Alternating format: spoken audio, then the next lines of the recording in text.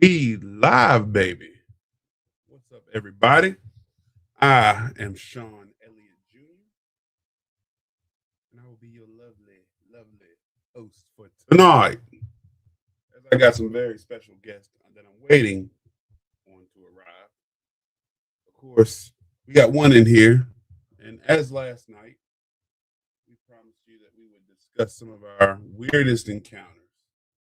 So, when you tune in, let me know. Drop it in the comments. Let me know that you are here. What's up, Grand Time? How you doing, Miss Grand Time? Reedy 66. What's up? What's up? We got a lot to talk about tonight, y'all. We have got a lot to talk about, but I hope everybody's having a wonderful Wednesday. I hope everyone is ready for these stories. We got some really good stories that we're going to talk about. Annalise, y'all know I can't be reading these names, but she says she loves Scotty the Medium. Hey, Scotty the Medium's the bomb. Yes, let's go. Jen, what's up? We live, baby. Yes. Scott's a good friend of mine. I'm glad he's taking time out of his busy day to hop on 2 nights in a row and holler at me. So, he said, we got 4 hours on your shift, so let's go. I'm not going to keep y'all waiting too long. We got another important guest we're waiting on as well, but I'll go ahead and bring him to the stage. We got the man, the myth, the Cookie Monster. We got Scott the Medium. What's up, brother? What's up? How we doing? Hi there. Hello, hello. We are good. We're good. How are you, sir? I'm all right. Of course, gotta wait on Mendez. He's probably in the mirror, styling his hair. I'm having a hard time hearing you. I apologize. Check, mic check. My apologies. Can you hear me well? Yeah, I hear you just fine. Are y'all able to hear me? Put it in the comments if y'all are able to hear me. It was just cutting in and out on my side, but it seems to be okay like right now. But as we're hanging out last night before I left the podcast, you were like, hey, Scott, you need to wear one of those crazy shirts. So, I love it. What's up? I almost never wear this shirt, so it's just for you. Michelle, what's up? My audio's Yep. I knew it. You know what it is? It's the CIA, folks. If you don't believe that they don't want us to talk, you'd be wrong. All right, let's see. I don't know how to make. Maybe I need to sit closer to my computer. I'm not sure. Hi. I cut my Wi-Fi off on my phone. Is that better out there, you guys? What's up, Howie, Michelle? What's up? Anthony, what's up, brother? Yes, Scott and I are in the same room. Second time though. Yes. Yeah. Mentally, we're in the same room. Up here he is. We got Mr. Officer Mendez from Supernatural Untold Stories. What? Brother Chris. What's up? There he is. How's my audio? Is that good? Shout out Daryl Paulette real quick. So Daryl Paulette is the guy who runs Clover Hill Village in the old Appomattox County Jail, historical Appomattox County Jail. Very locations, good locations to investigate. I think your audio is going out. Yeah, dog. It's me again? Yeah, dog. Your audio is going out. It's the CIA. It's got to be because I haven't had any problems ever with my mic. Yeah, sure. We're watching you, CIA. What about now? Are we clear? I feel like you're coming in through the computer speaker or microphone and not the one in front of you. Yeah, every time you move away, it's like it goes out. Yeah. Can't hear you. Wow. This is crazy. I never have a problem. Difficulties. This would never happen on Sesame Street. I just want to say that. Oh, that is hilarious.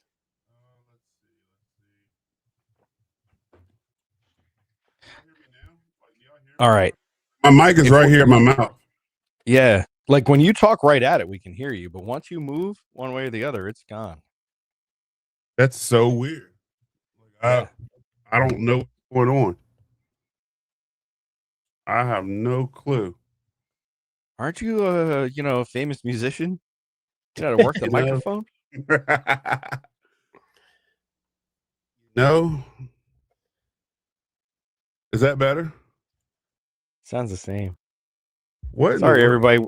This is live. That's what happens when we're live. Yeah. Live. I have no clue what's going on.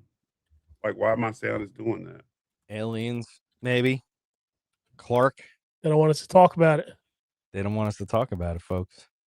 I'm thinking that's what might be going on because I do podcasts every night or every Tuesday, and I never have an issue with it. Yo, you can't silence us. Look what I got anyway.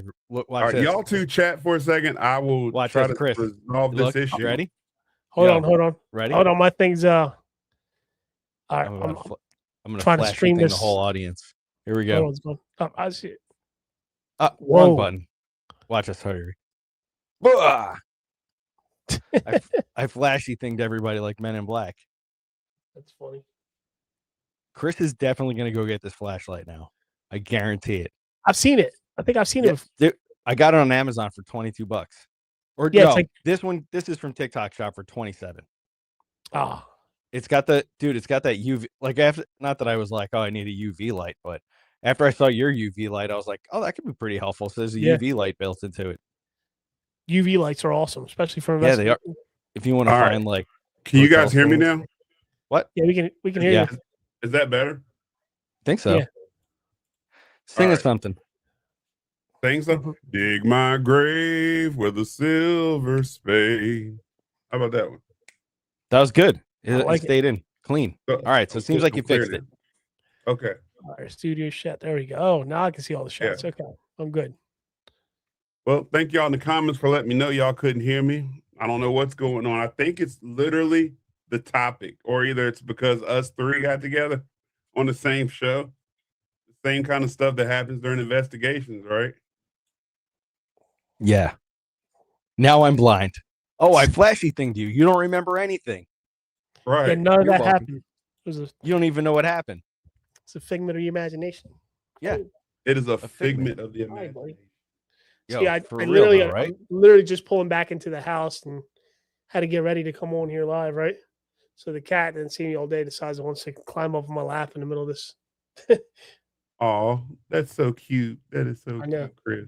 Oh my god. He's like my dog. He's Oh, literally oh my like my dog. god. I don't know Hey, what they're guys. doing, folks. We got a lot to talk about tonight. Yeah, Got a we lot. do. I don't even know where to start at this point, to be honest with you. Somewhere over the rainbow. Second star to the right, straight on till morning. Where? The Twilight Zone. Hey, look, X I will. Files. I will say the last time I got to hang out with you guys, I seen the weirdest things that I've ever seen. My years of investigating, and I will also say that I was not convinced that there's UFOs or things flying around in the sky. All these claims of stuff like that, I would hear them and I would believe people's beliefs, so to speak. But I'm one of those people, I got to see it myself. And I will tell you, that stuff we saw that night, I don't know how much y'all want to talk about it publicly. So I'm going to let y'all lead the rest of this conversation. All right. Since I'm Well- comfortable knowing there's probably only 20 human beings watching this and 30 CIA agents, I think we're okay because they know most of the story already anyway, don't they? Don't they? Chris, don't how know. far do you want to take it? We bringing it all the way to like the last thing that happened to us after the church? I mean, yeah. Yeah, I mean, Well, we wait. can go. Listen, I'm not afraid. But still, If my boy Chris ain't Hey. afraid, listen, Chris ain't Hey. afraid. We're in the middle of the Pine Barrens in pitch black. Just, I don't know, raw dogging it, I guess. Can you say that? We're just out there. It's crazy. Well, okay. yeah, things took a turn very quickly. Yeah, so we're out in the middle of the woods, and it was pretty wild. Things got pretty scary out there.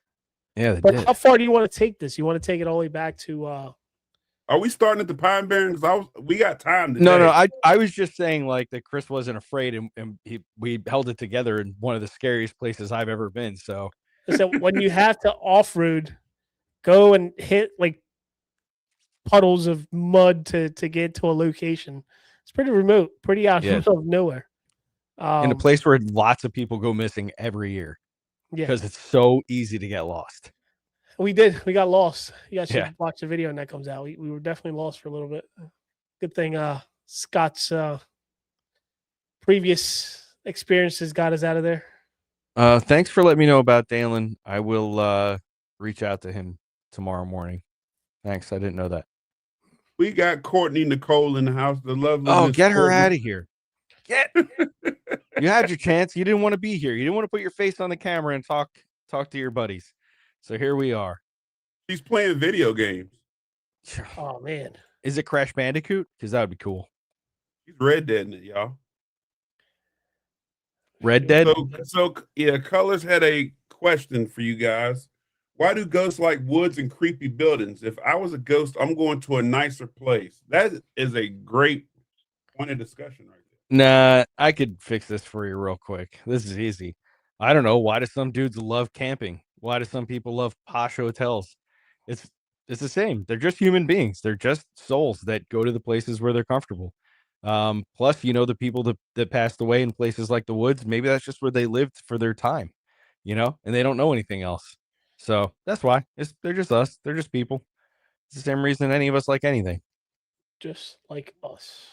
Just I mean, what like if the woods us. isn't creepy to them? I mean, Yeah. the woods is only creepy to us because we don't know what's in it. But yeah, because things could jump out at us. Right. Creepy Like Chris places. and Scott. Creepy places, I think it's just adds to the aesthetic. But I've gone into brand new apartments that have had activity that were nice. But Yeah. the land that was before it had things happen, and that imprint's still there. Yeah, that's crazy. There's been just think even the Stanley Hotel, how beautiful that place is, and it's supposedly one of the most haunted hotels out there. So it's not necessarily like creepy old places. Like you still have things happening all over. So we're talking, and my computer completely spazzed out. It started doing all sorts of crazy stuff, and the voice started coming in through twice. Like, oh, that's weird. I'm playing my microphone because it started doing something weird too. It's got to be so because crazy. us three are together, man. I'm like, why is this doing so many weird things right now? Dude, like our audio was coming through twice, almost as if I was watching our live, but I wasn't watching the live, which is kind of weird. Oh, that's exactly what happens when they tap your phones. Exactly. That's what I was getting to. Y'all know best. Listen, right? For anybody watching this, you just better be ready for the CIA to be watching you too, if they're not already.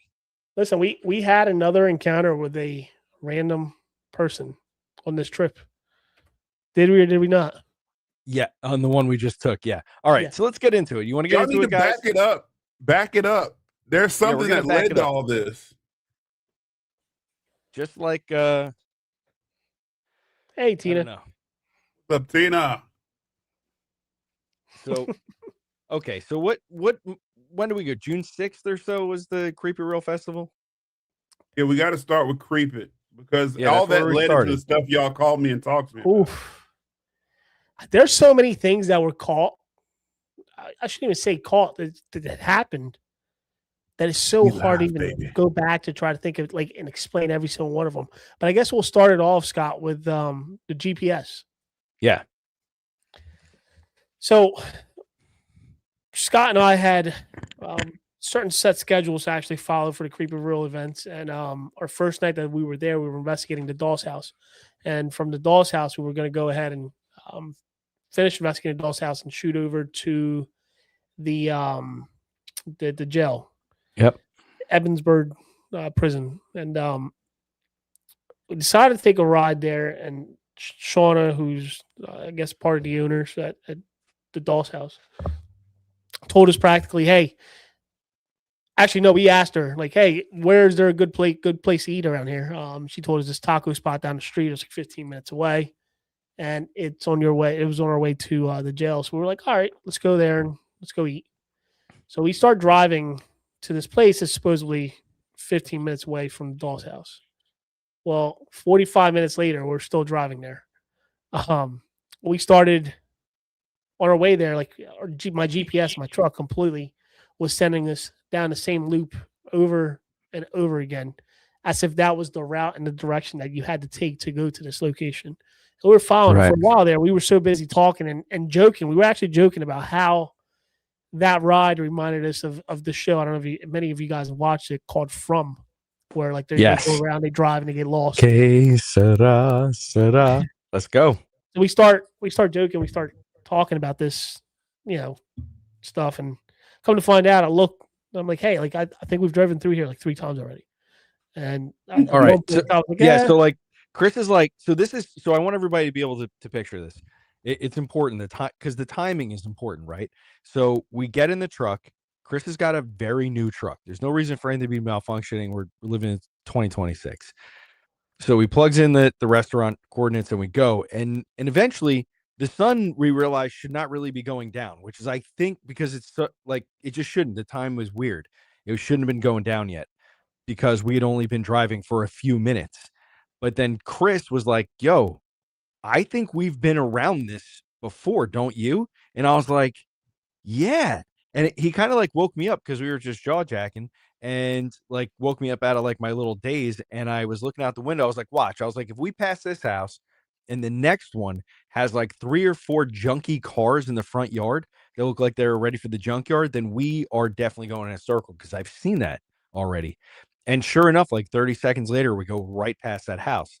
So if you guys all know how GPS works, whether it's Apple Maps or Google or whatever you're using, Waze, like when you set the coordinates and you go off course on the GPS, it immediately will come up and say like recalculating, and it will send you back around. That simply was not happening with the GPS. It just kept sending us in the same loop. So that is super strange in of itself, the way that happens. Go ahead, Chris. Yeah, so once we start realizing this, we start seeing exactly what was going on. I was like, you know what? We're not even going to make the left turn it wanted us to make. I said, I'm just going to go straight. We're going to go drive straight, kind of throw the GPS off and see what it does. And it wasn't until that moment that the GPS recalculated and started taking us down the right route again. And at this point, it was like 25 minutes away from that current location we're at. And just to remind you guys, we were only 15 minutes away from the place to begin with. So time dilation is happening, but Chris and I are not thinking that way because this is just a weird thing the GPS did, and we're hungry trying to go get something to eat. Dunkin' Donuts. We're actually going to taco spot. We're going to that really cool taco spot near there. And yes, we ended up going there. We made it to the event a little bit late, but regardless of the fact, that was one of the first things that I think started happening on that trip that was time-based related, where we started losing track of time and now realizing how long something was taking to happen. Right. So one of the things, and this is a little bit of backstory, Chris has told me in the past some pretty interesting stories about UFOs, aliens, ET, whatever you want to call them. And even though I trust Chris to the end, like I trust him to the end, I am still somebody who has to say, like, I need to see it to believe it. So Chris has told me these stories, and I've never been like, boy, this guy's crazy. I'm just like listening like I'd listen to anybody's story. But I truly do believe Chris as he's telling me these things. So one of the things that he says to me in passing in conversation in the last couple of years is like, hey, I'm pretty prone to seeing like UFOs and stuff. And I'm like, I don't like, okay, like that's weird. I don't even think that that's like a real thing. Listen, folks, I've been in for 21 years. Let's put it this way. For 21 years, much of my life has been nocturnal for my job. I've been out at night all night, and I've never once seen anything in the sky that I was like, that's not a satellite, an airplane, a helicopter, or the drones that flew over New Jersey in the last couple of years. So Chris has said that to me before, and we're out in the middle of, and forgive me, everybody in Pennsylvania, or if you live in the middle of nowhere, we were in the middle of nowhere, Pennsylvania. So there's zero light pollution, and it just happens to be one of the most beautiful, crisp summer nights you could ever have. So basically, Chris gets back from his Sounds from the event. romantic. It was very romantic. So we're hanging out, and Chris is like, "Hey guys, why don't we go out on the back porch and we'll look for like lights in the sky, like UFOs?" And I don't know what to expect. I'm like, is this dude like going to give me an encounter of the third kind? Is this about to happen? I think Sean was just like, he was like down for anything. He's like, yeah, okay, let's go.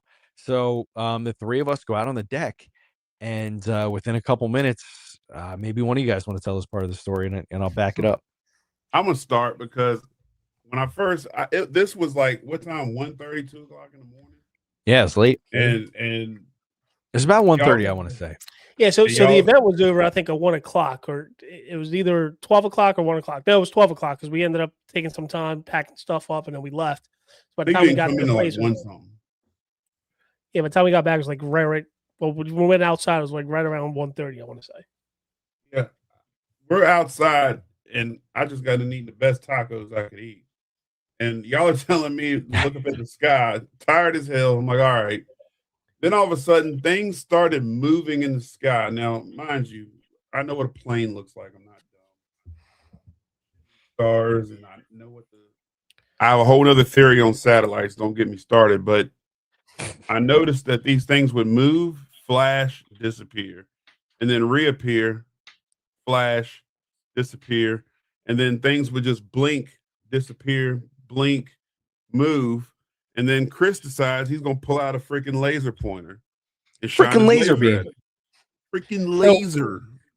So this is where the theory with the laser comes. So before, where I've sat and have seen these things in the past, you're not supposed to do it, but I've shined a laser at it, and for whatever reason, all these little items that are moving across, for whatever reason, somehow want to avoid the laser. They never want to be touched by the laser. And I've seen it at certain times where it's shot like a beam of light or some sort of laser back in my direction, which is kind of weird to say, but it's happened. No, we had something happen like that in the Pine Barrens, dude. I'm still jacked up over it. We'll get there, but yeah, something strange did happen. We'll get to Real that. quick, I want to Freaked shout me out out. Booze Paranormal, by the way. Yo, what's up, Booze Paranormal? Booze, Ron. What's going on, Ron? Welcome. As you guys can I see, gotta right put me in. here. That's one of Ron's new spirit boxes. Y'all can't see mine, but mine's up there from Ron. It's Ron literally makes good right stuff, y'all. Ron, there. I'm poor. I didn't buy anything from you. I'm sorry. I would grab it, but I don't feel like going over there. Ron makes good stuff. He So does. Chris, continue. Well, or I'll go and you can feed off me. But So I was just Chris- explaining why we use the laser. So that's one of the reasons that I started using the laser, because I wanted them to see and experience the things that I've experienced when I've done this experiment. And one of the initial experiments, that the reason I wanted to do this was because I wanted them to experience the things that I have experienced with these unexplained flying objects that we've seen. But I also wanted them to focus on trying to see these things, trying to make them appear in the area they were looking at, which, Sean, you can take over from there. Yeah, Chris brings out the laser, and these things are now moving away from it. So the picture, him shining a laser beam at the sky, the object is moving, and then it would go around where he was shining that beam, or he would chase it, and this thing would like go hyper speed ahead of it and zigzagging, trying to keep from getting hit by the laser. Okay.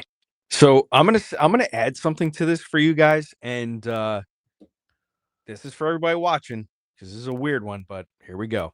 So we're doing this thing where we're standing out on the deck and we're looking up at the sky, and the three grown men are like, wow, this is crazy. There's lights flashing, there's lights moving. Chris is able to predict, like, look over by that star, two are going to show up. Hold on, watch, that one's going to push another one off. Watch over here, this one's going to flash like a camera flash, and then all of a sudden another flash will show up here. And Chris is predicting this stuff, and he's talking to us about while it's happening. So while we're doing this, the longer we're watching and staring, and by the way, there's like no substance happening here. I think we may have had a beer that night, so we're not like, there's nothing else happening.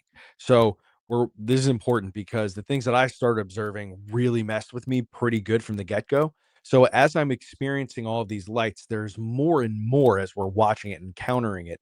And one of the things that started happening is anytime a light, one of these UFOs or whatever they are, balls of light would flash from one position in the sky to another, I was starting to observe an energy that was left behind or created because of the way that they were moving.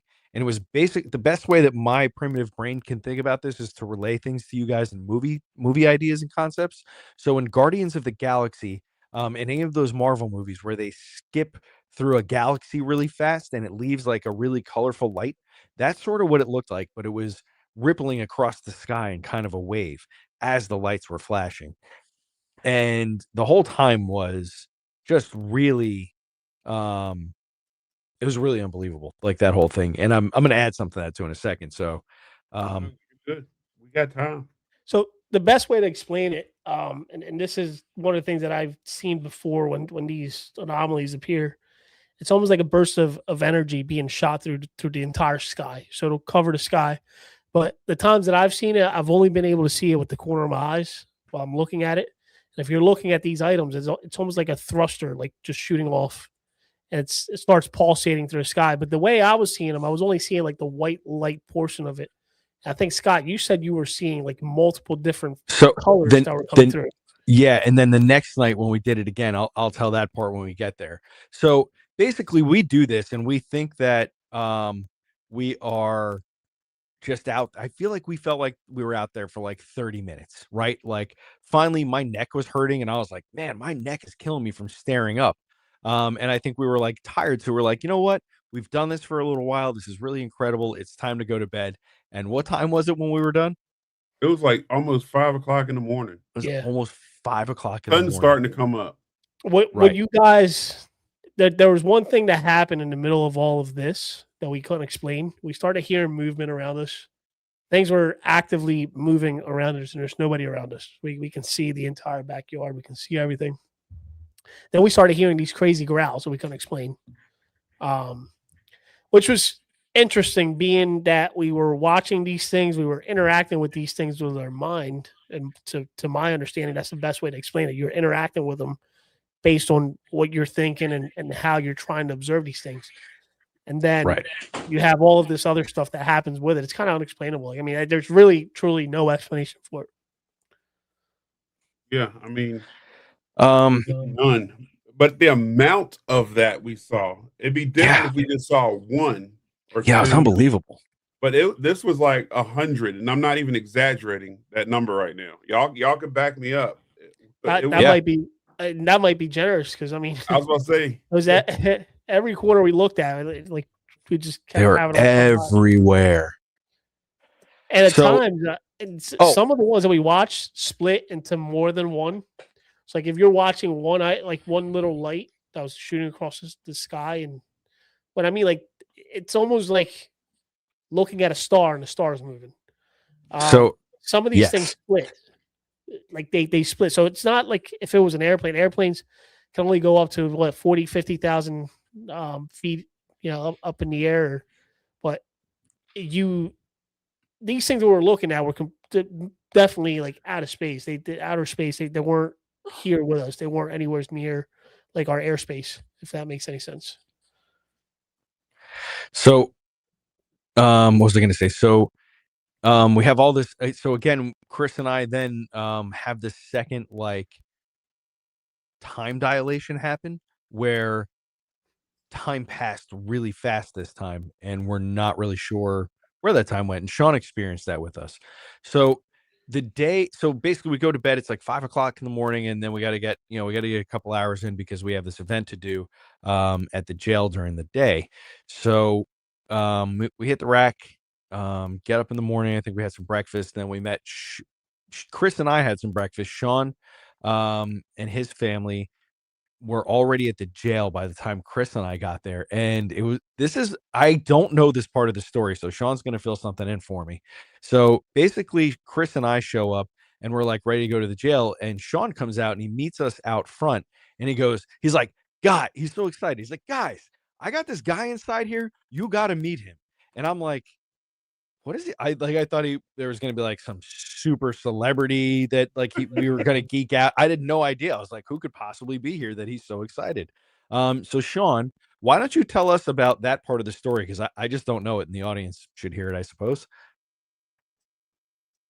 So yeah, I came out to you and I met a guy who worked for the U.S. Space Force. Okay. How did you guys meet? How did you approach him? Did he approach you? What's up? No, he approached me. He was standing next to James Stokes. Shout out James Stokes, aka Jason Voorhees. And he was standing there and he just starts talking to me about the stuff that goes on with the Space Force. And I was like, okay. But he wouldn't drop, he wouldn't really drop those dimes I wanted to hear. He would just kind of talk around it. And I was like, well, maybe you can answer about some things that may have happened last night.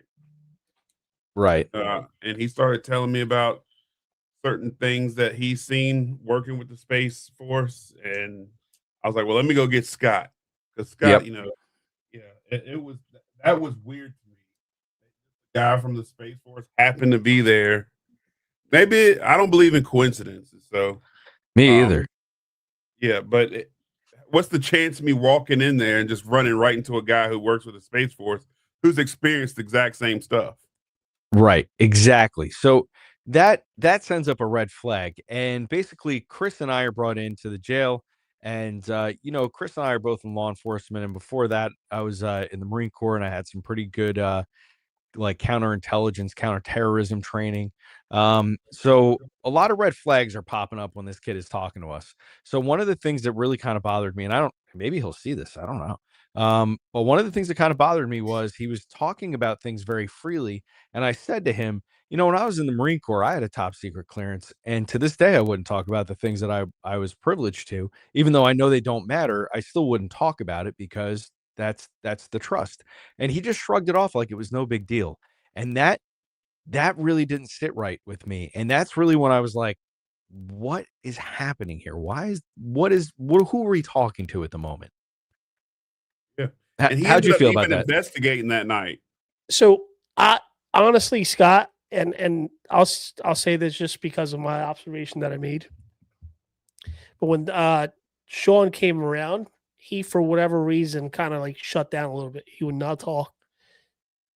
He would not say the things he was saying when you and I were there by ourselves. Oh, As that's far weird. as like observing these I don't even know if we should say like what he told us, but like part of it was that they are fully aware of these objects, that they are currently tracking these objects, and that they have some sort of machine that is able to tag each individual item, and then when they reappear, they track them and Yeah. they How we locate. mentioned that. Yeah, so they start.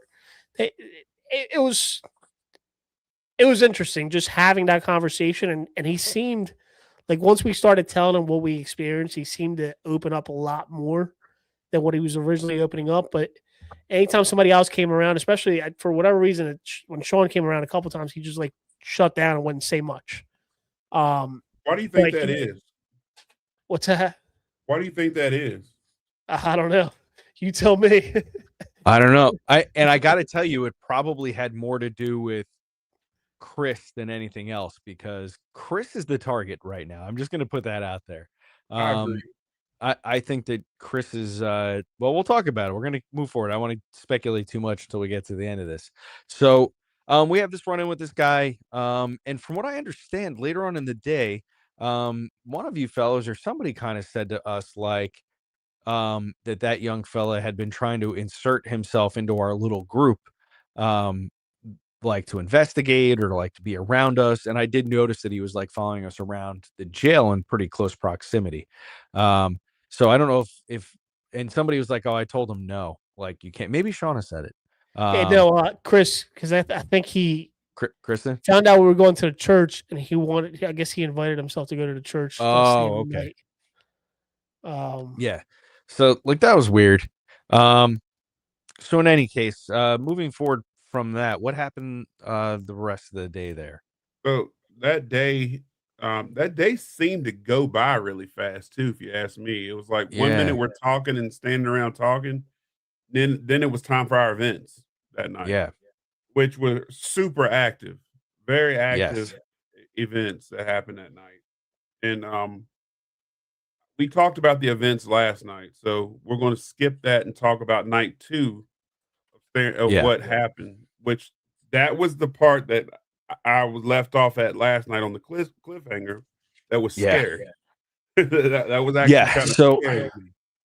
the second night, Sean and I finished up at the jail earlier than Chris did at the Doss house at the events.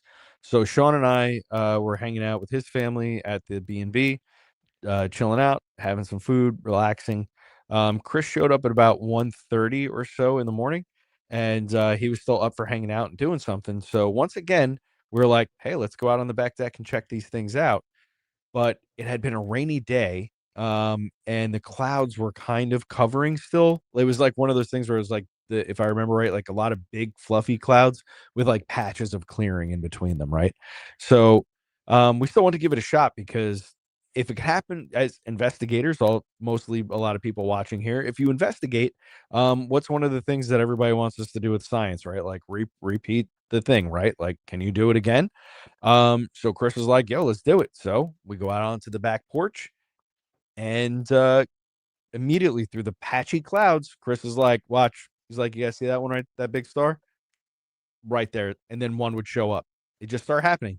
And that was the night that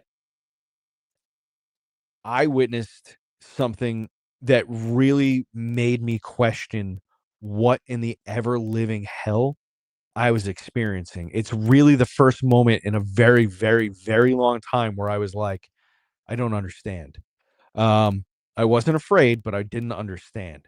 So looking out into the sky, um, closer to the horizon of the sky than above us, there was a really bright orb, and it was like a bright yellow white, like it was glimmering. And I was focused on it, and what I could see is it pushed. So from the center, it pushed all of these little tiny satellite lights out of it, and they were all red, and they were just circling the larger object, and it was just doing it. It was just like putting on a light show as if like this is normal stuff that should happen. Um, and that was really for me the beginning of the night where things really started to get super strange. And this is while we were out in the middle of nowhere, right? No, this is when we were at the B&B. Yeah, we were So- getting Oh, yeah, activity yeah, before we that's right. left. Yeah, Yeah, so that's right. basically what happened was the clouds were kind of thickening up around us on night two. So we only did the thing on the deck that night for maybe like a half hour. But then Chris, Mr. Adventure Man, was like, yo, the radar showing that there's not rain like 20 minutes south from here. Let's go there where there's no clouds and we'll go do this. So me and Sean are like, I guess so. All right. So like we kind of just like, okay. So we get in the truck. And here's what's weird. I don't really remember driving there, but I remember being there.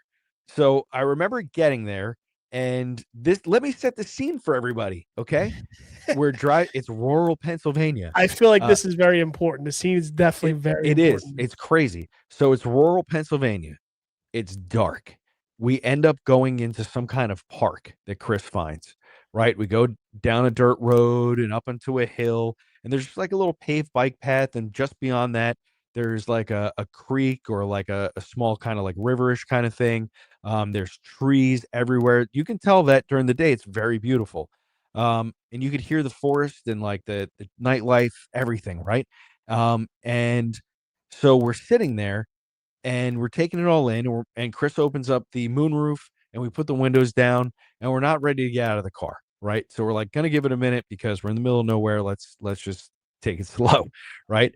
So we put the moonroof up. These guys start spotting this stuff like immediately. But what happens is we're like, yo, there's a lot of light from the headlights in the truck and from the interior. Let's just turn the truck off so we can see. So Chris is like, okay. So he clicks the ignition and turns the car off, right? Remember, guys, this is like a 2025 Ram truck. Okay. This is important. So as the lights go out and we're like paying attention to the lights in the sky and tracking these weird like orbs or whatever, something else is very apparent. The forest has gotten very quiet and there is like no sound. You couldn't even hear a cricket fart. It was so quiet. And then another strange thing starts happening.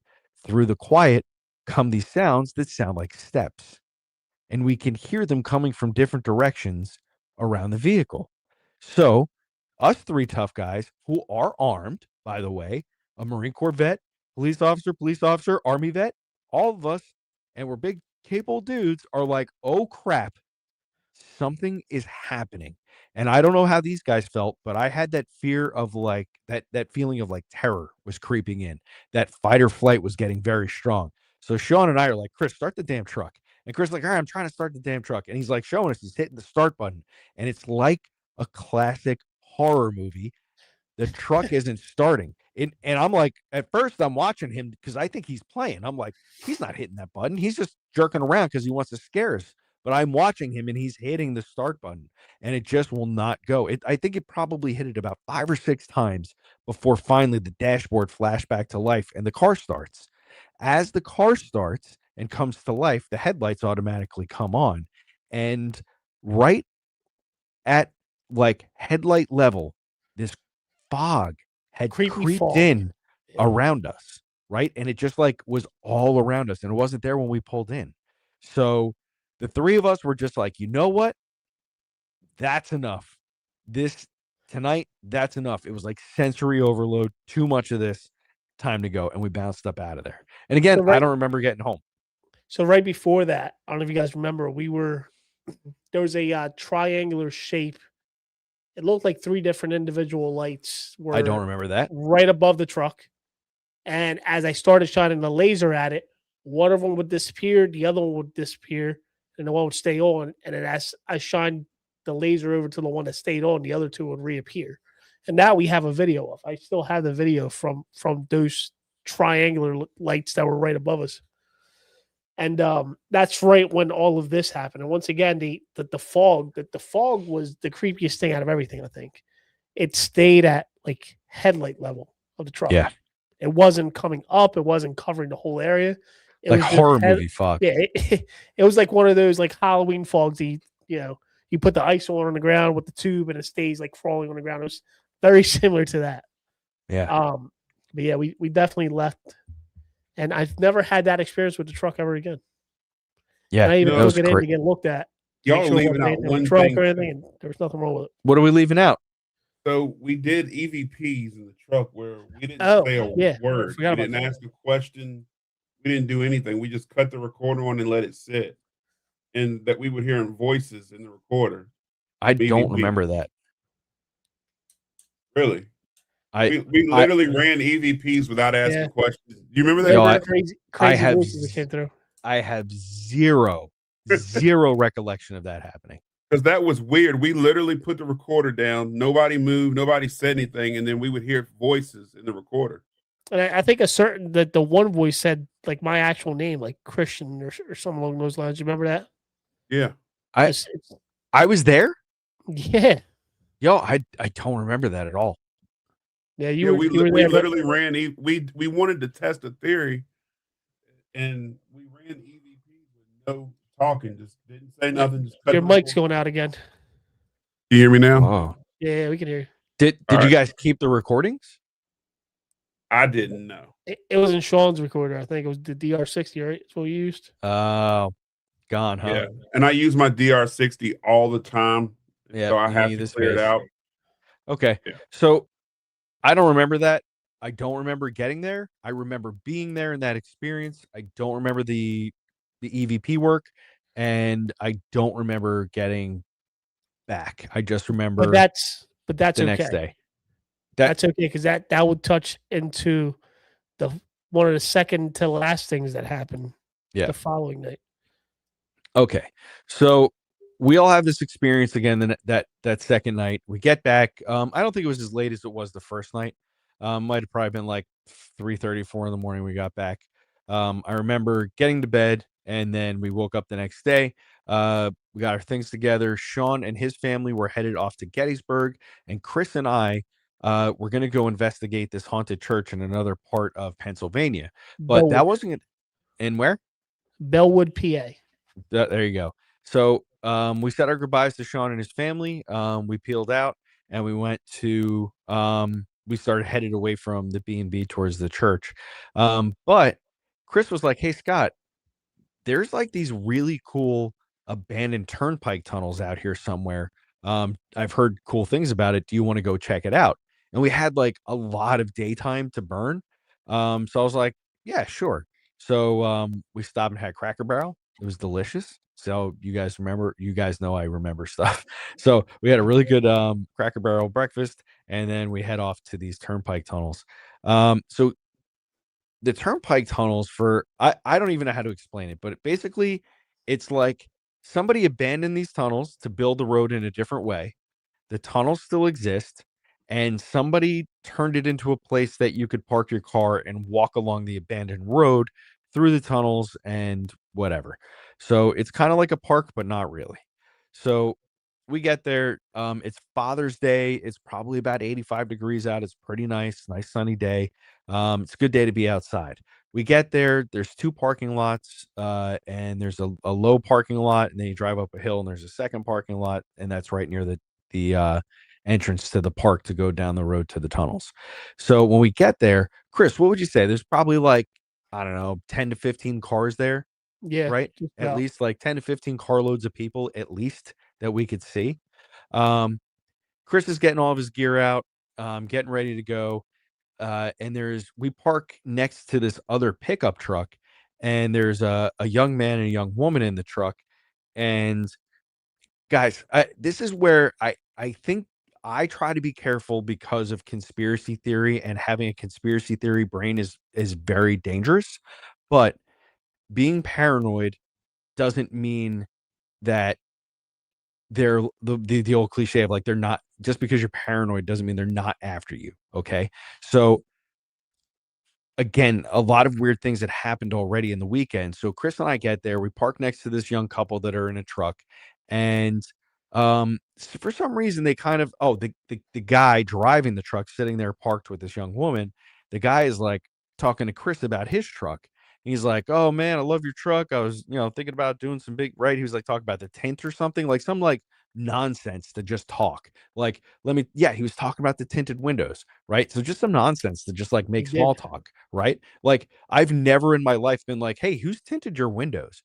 Because let's face it, if you bring it to a professional, it just looks good, right? Like if I do it, it's going to look like a 3-year-old did it, and that's terrible. You bring it to a professional, no, it's the same. So, anyways, this kid's chatting with us, and he has this young woman next to him, and the young woman is like, "Oh, what are you guys doing?" And we're like, we heard about these tunnels. Da, da, da, da. We're gonna go see, if there's any ghosts or haunted stuff." And she's like, "Oh yeah, I'm a witch." Okay, interesting. All sure. She has a couple like tattoos and like He's got other a things. Like she's pentagram like an alt, necklace on. yeah, and she's like an alt rock kind of chick or whatever, right? Um, I'm not gonna blow up that whole story that was there, but basically, she gives us some information, and she's like, "Oh, there's like sigils down there that you're gonna see," and she talks to us about like paranormal stuff, sigil stuff, right? And I'm like, okay.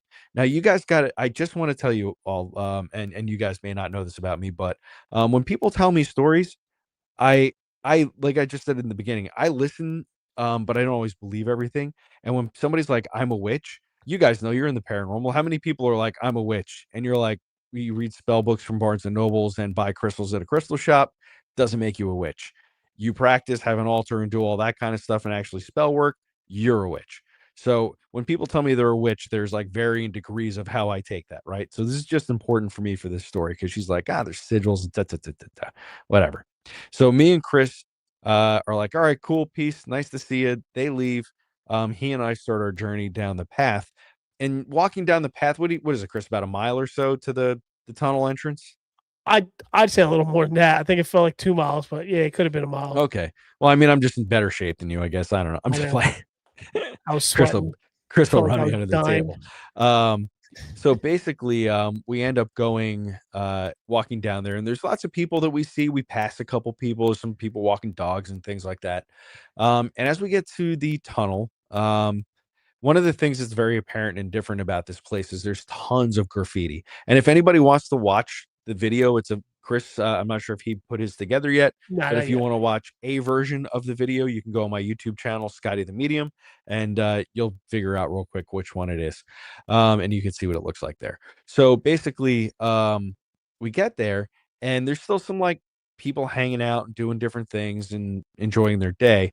And Chris and I, we don't have any ghost hunting gear out at this point. We just have our cameras out because we're just like taking some cool photos of each other and the graffiti and like getting some B-roll footage for the videos.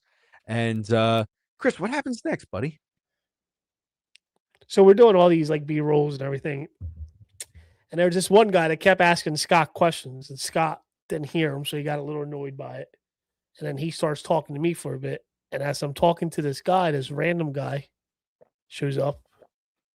And for the life of me, I don't know why I can't remember his name. Clark. Clark. We've said it so many times and I still can't remember it.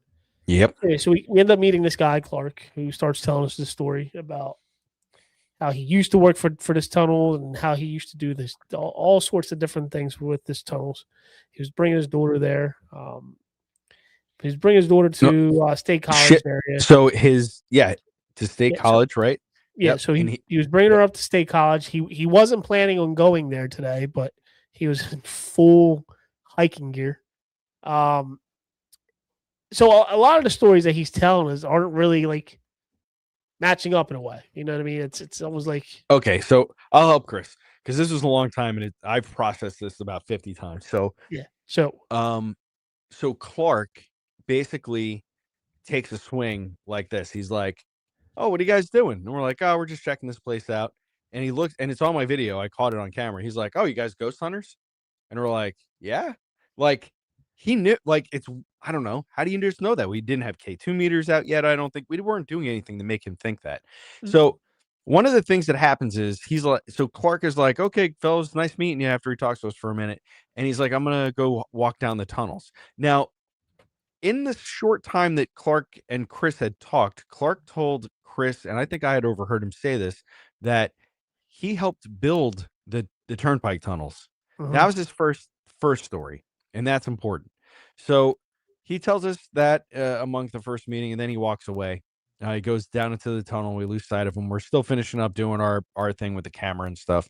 And finally, Chris and I are ready to get going. And out of nowhere, this guy Clark comes back. And he's like, "I don't know, fellas. I don't really want to walk in there. It's kind of scary." Am I kidding, Chris? Or is that like pretty much exactly what he said? No, it was definitely 100%. It's like 1:30 in the afternoon. It's a beautiful sunny day, and you could see light on the other side of the tunnel. Plus, there's people there. It's not scary. I would let my kids run through that tunnel all day that day. There's nothing scary happening at that moment. So he's like, Scott, real quick. So, "Yeah, dog. Real quick, Hill City Ghost said, he said Clark was a younger guy. The tunnel's closed in 1968. So how did he help build on that picture? Yeah, we're gonna get there." Okay. Good. All right, Good. I'm sorry. No, that's good. I thought about it. I was like, wait a minute. That picture y'all showed me, there's no way. Yep. Wait, I'll tell you because it gets weird. So it gets weird quick, not slowly. It gets weird quick. So it's a literal hike into the center of this tunnel where we want to go, right? So Clark is like hanging out with us again as we're getting ready to make our way in. And, basically like he just feels like he's like hanging out looking for a friend. And I didn't want to be rude. So I was like, "Chris, is it okay if I just invite this dude with us to go down there? It seems like he might be kind of interested in it." And Chris was like, "Yeah, I guess so." So I may have made the mistake of inviting this guy, but whatever. I'm gonna pause you right there. Yeah. And the reason we came to this conclusion that it was okay was because Clark was the nicest person that you'll ever meet. Like he kept talking all about the his right church. things, all the right things to say, just to get buttered us information from you. Butter. So we're both used to the whole questioning thing and understanding when somebody's trying to like interview you, but we talked about this later, and we were definitely interviewed without knowing we were interviewed. If that makes sense. And I hate myself for it because I know better. We fell for it. 100% fell for it. Kills me because I know better. But when you're not looking, that's what happens. So basically, like we invite Clark and we start walking down the tunnel system, and I'm jaw jacking a lot of the time. We were filming, like getting cool shots of the graffiti and all this kind of stuff. And basically, Right before you get there, I'm going to pause you again real quick. Keep that thought. got it. So prior to this, while we were having a conversation with Clark, somehow he knew that I had 2 kids. I think he knew that you had some kids also, didn't he? I don't know. 'Cause he I asked know about he your talked kids. about your kids. Yeah, he asked about your kids also. He said, "How old are your kids?" Like just randomly. Yeah.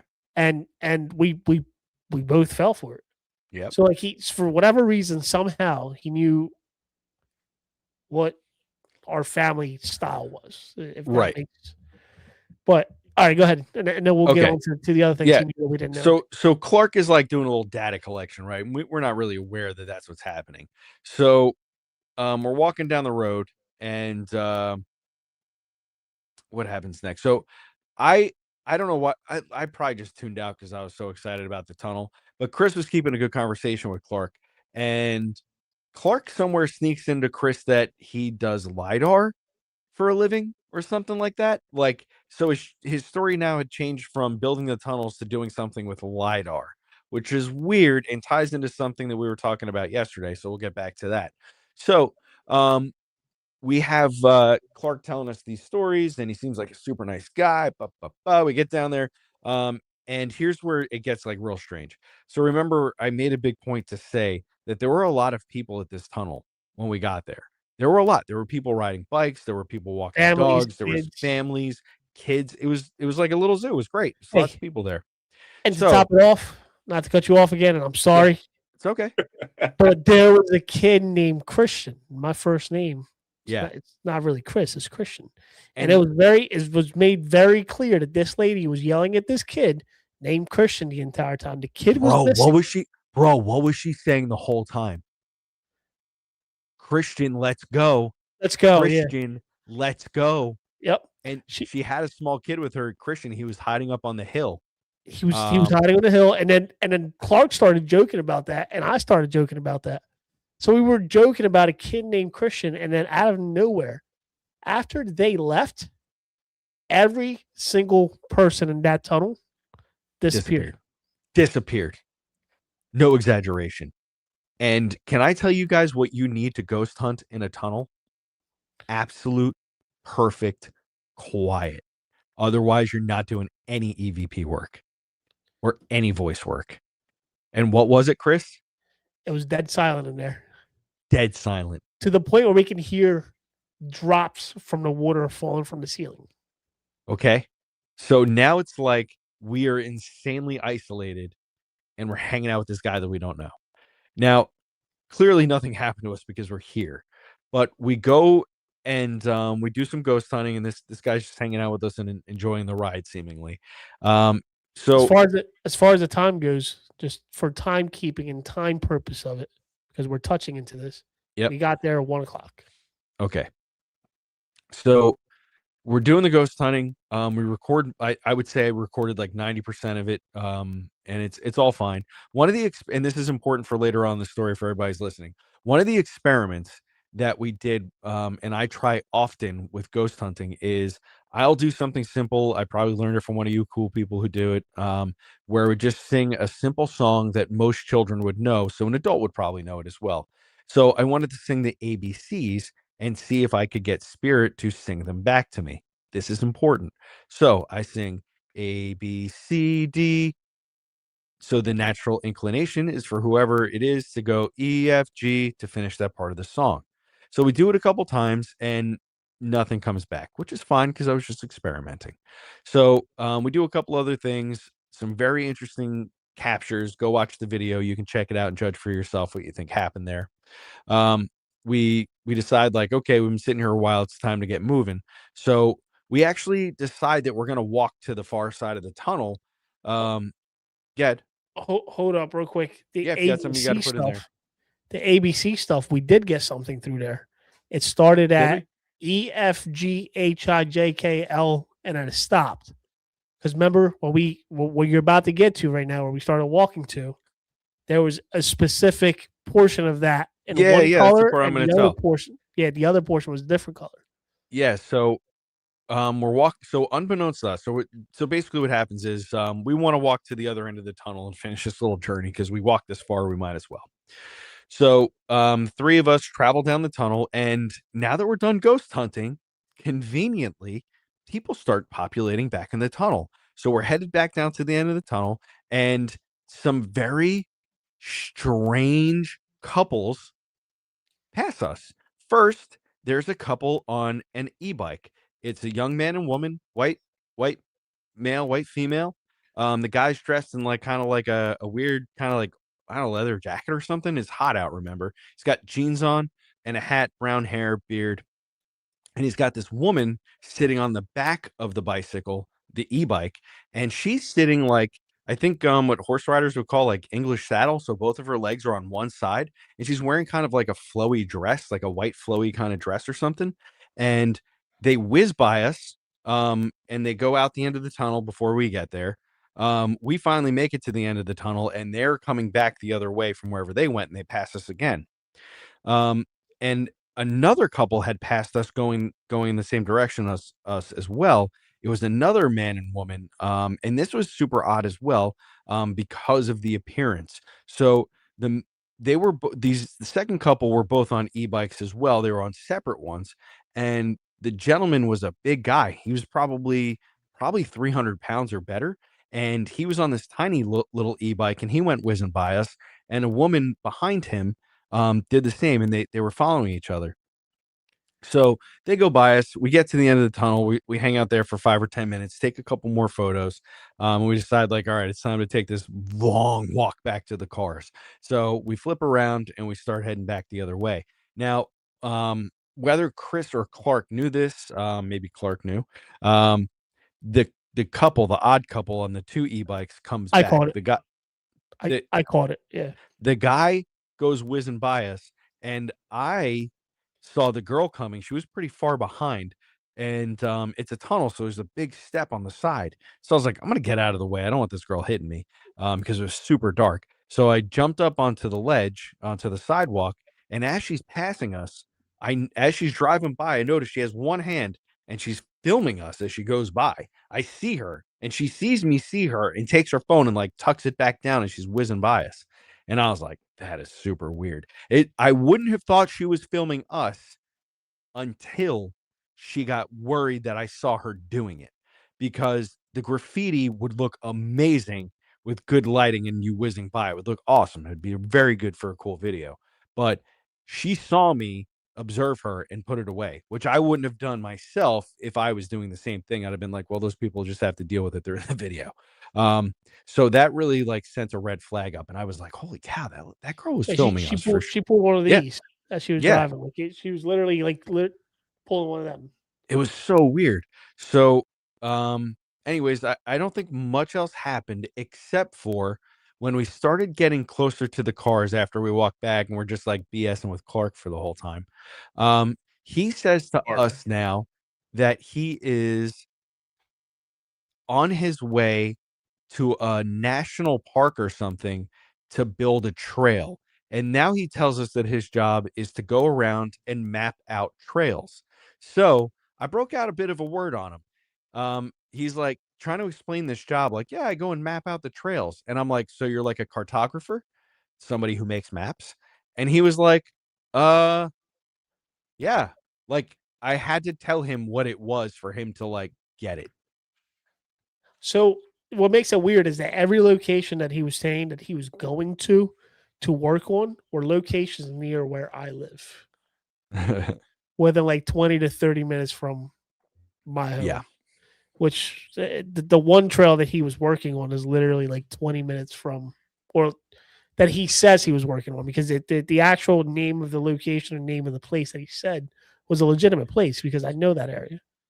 And it was just interesting that these locations were near me, and we're 4.5 to 5 hours away from home. So make that make sense. Right. Um, So it was funny because as he's telling, and we're having that end of the conversation as we get closer to the parking lots. We're like 200 yards away from the parking lots. And remember, when we got there, there were a lot of cars there. And Clark must have gotten there after us, or maybe even a little bit before us, so we may not have just seen him yet. And there But were two separate parking lots. yeah, two there was separate- two separate parking lots that had cars in them when we got there. So as we're like 200 yards away from Chris's truck, Clark is just like, "Hey, Chris, is that your truck?" Just like, why would you even like it? It just didn't make sense that he would like know that was Chris's truck. I just don't, because there was other cars. So why would he just immediately assume that one, right? And I remember Chris and I were like, "What the heck?" And what was weird is it's the second um it's the second time somebody right in that moment had talked about your truck. And this is after all this stuff started happening with the truck, the GPS issue, the window issue, the because we had a Yep. Windows issue too. Remember the window was like Yep, acting wouldn't out. go up and down. Yep. And then the truck not starting. So Yeah. 2025 Ram, like it's Now, should be I good. noticed something. I watched one of the videos of that investigation y'all did. One of the things that I know I'm weird. I'm a science guy, but y'all had the geophone on the EDI box going off Mm-hmm. on concrete. Now, that shouldn't have happened in the tunnel. Your audio's cutting out again. I don't know what's going on with my mic tonight. Seems like if you keep it real close to your mouth like that, it will hear you. Sensitivity So must be I low noticed today. the EDI box was Yep. going off on concrete, which shouldn't happen. Did you see me get up in the video and stomp, and it didn't go off? You stomped your feet, jumped all around it, and it did not go off. Hey, folks, I'm 265 pounds. I'm a big boy. I was jumping and stomping. And so an EDI box, if you don't know what it is, it does a couple different things. But one thing that it does is it has a geophone on it, which measures vibration. And it shows you the vibration by lighting up some orange lights at the bottom of it. And I was jumping up and down, and it wasn't going off. But when we were sitting away from it, something was activating the geophone and making the vibration meter go off. So can't explain it. I thought that was very weird. Very, very weird. All right, EDI so- box is hands down the best piece of equipment you can have. Yeah, I love it. So while we were walking through like the actual tunnel itself, I turned a black light on. And as we're looking at all of these different graffitis that were somehow activated, the paint was activated by the black light. It goes back to the ABC that Scott was talking about. He did that whole experiment with the ABCD, and then through Oh, right. the thing that we were using, it went through EFG, HI. I think it stopped at LK. I think right, and then I don't remember. while we were walking through there, the most random thing happened. Like I looked at the wall, probably what do you say, like maybe 700-800 feet away from where we were at. Yep. And the actual words A, B, C, D, E, F, G, H, I, J, K, L, I think, were on the wall, but the A, B, C, D portion of it was in red. Everything else was in white. Yep. Which was interesting. And then we ended up getting a name that came through saying F-U something. Larry. Larry. that's F.U. what it was. Larry. And while we were walking into the tunnel, there was a name that was written with spray paint on the ground walking in, and it had Larry and something else along the way. Yep. But it was interesting because this was something that was very clear through the spirit box that we were using, and it's something that Clark pointed out as we're walking out. So what are like I don't know what the coincidence was there, but there was So just there the had to be coincidence something is was named that Larry. but it's more important for later on that day what happens. So again, just to tie it together real quick so everybody can put it together. During the investigation, I sang A, B, C, D, and I stopped and I wanted the ghost to say E, F, G, H, I, J, K, whatever. So spray painted on the wall about 800 feet away from us in the complete darkness that we couldn't have seen because we didn't walk down there yet. That's what was spray painted on the wall. And the exact pattern that I gave the ghost to answer, A, B, C, D, was in like red, and then the rest of the alphabet was in a different color. So it was the exact same spot that I stopped is exactly how this spray painted A, B, C, D, E, F thing was on the wall, which is so strange and more than a coincidence. I mean, if you have a can of spray paint, you spray paint the whole thing one color. Why would you switch at D unless you ran out? And what are the chances that's the same spot that I was going to stop and sing the ABCs in the tunnel? So maybe I was picking up something in the tunnel that was telling me to do that. Maybe somebody was giving me that information to make this line up. I don't know. But it's more important for later because you guys all just heard the story. So we say adios, amigo, to our buddy Clark, and Chris and I pop in the truck, and we're off. We're off to the races. We got to get over to the church. Now, Chris, what happened with the time? So once again, like I said right from the beginning, we got there at 1 o'clock. We're supposed to be at the church by 6 p.m. We're an hour and about 10 minutes away from our hotel, which is another 30 minutes away from church. Well, Right. by the time all of this was done, it was like 5:30 in the afternoon.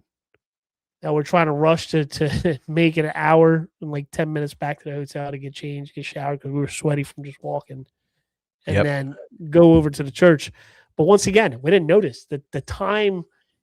It was almost like we were there. We were only there for like an hour, and that hour turned out to be what, 5 hours later? 5 hours later. Yeah. Like, And it was like no time passed at all. but nobody came through within those like 4.5, 5 hours, whatever we were there. Yeah. Nobody came through. Nobody walked through up until we were done our investigation, and we were starting to walk out. in the Seems what opposite happened. direction back to the car. Yeah, that seems like what happened, Ronnie. Ronnie? Or Todd, I mean. So this plays into what happens next, though. So we get to the hotel. Go ahead. Yep. Okay, yeah, so I mean, but yeah, the hotel, I mean, we get there. The only thing what was notable about the hotel room, Chris? This is a strange thing too, for no reason. For no reason. Have you guys ever seen a hotel room with like a 14-foot ceiling On the first floor. on the first floor? I just stayed in one in Savannah. First Was floor? was it like a hotel Holiday Inn, or was it like a fancy kind of hotel? It was a fancy hotel. Because Chris and I were at like, the what was it, the Holiday Inn or whatever. Yeah, it was actually let me pull up. I'll tell you the Marriott? exact name of it. It was, I think it was Marriott, yeah. Yeah, time flies when you're having fun. You ain't kidding, Todd. How you guys doing? I hope you're doing well out there. And I just want to say thank you for everybody who tuned in tonight. What's up, Patty? Make sure you like and subscribe to everybody's channel on here. Yeah, Got please do. Supernatural Untold Stories. Got the Medium on here. And Hill City Ghost, aka On the Other Side. Make sure you What? subscribe and like to all of our channels. They produce great content. Me, I just try to copy them. Nah, get out of town. You produce great content every Tuesday. Fairfield Inn. Fairfield Inn. Okay. Make sure So y'all, we're on the tune in every- first floor in a Fairfield Inn, against like the parking lot to the side of the building, and there's for no reason like a 14-foot ceiling in this hotel room. It doesn't make sense. Chris and I both walked in and we were like, what the heck kind of a hotel room is this? This is so strange. Why is it so tall? So whatever. We do our thing. We get a little rest, take a shower, and we're like, all right, we got to go get over to the church because they were waiting for us. So we head over there. I don't even know how long that trip was. How long was that trip? 35 minutes. I think it was like 35 minutes to get there. Yeah, it wasn't long, right? So we get over to the church, and we start unloading our gear. It's us. I'm sorry, I can't remember the young lady's name who owns it. Miranda. Yeah, I don't know why that was slit.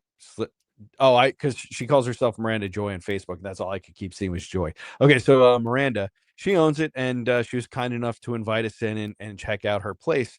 So it's like a decommissioned, like a Lutheran church, I think it was. And there's no more parishioners or anything like that. Like I said, it's decommissioned, so it's just the building. But the building has some pretty interesting paranormal things happen in it, and that's a story for a different day. But basically, what I can tell you is that Miranda knows what she's talking about when it comes to her security system. She was very savvy about it. She knew it. Like when I was asking questions, she was able to answer them really well. And remember, through law enforcement, I've had a ton of access to different kinds of surveillance tapes and stuff like that from like consumers, people who just show me that crime's happening on tapes. So I'm also very familiar with a lot of different kinds of the systems like Ring and Owl and all the different ones. So basically, we're we're in the church and some paranormal things are happening. I do my psychic sweep and come up with some neat stuff. I connect Miranda with somebody who is important in her life who passed away. So we have some like really nice moments.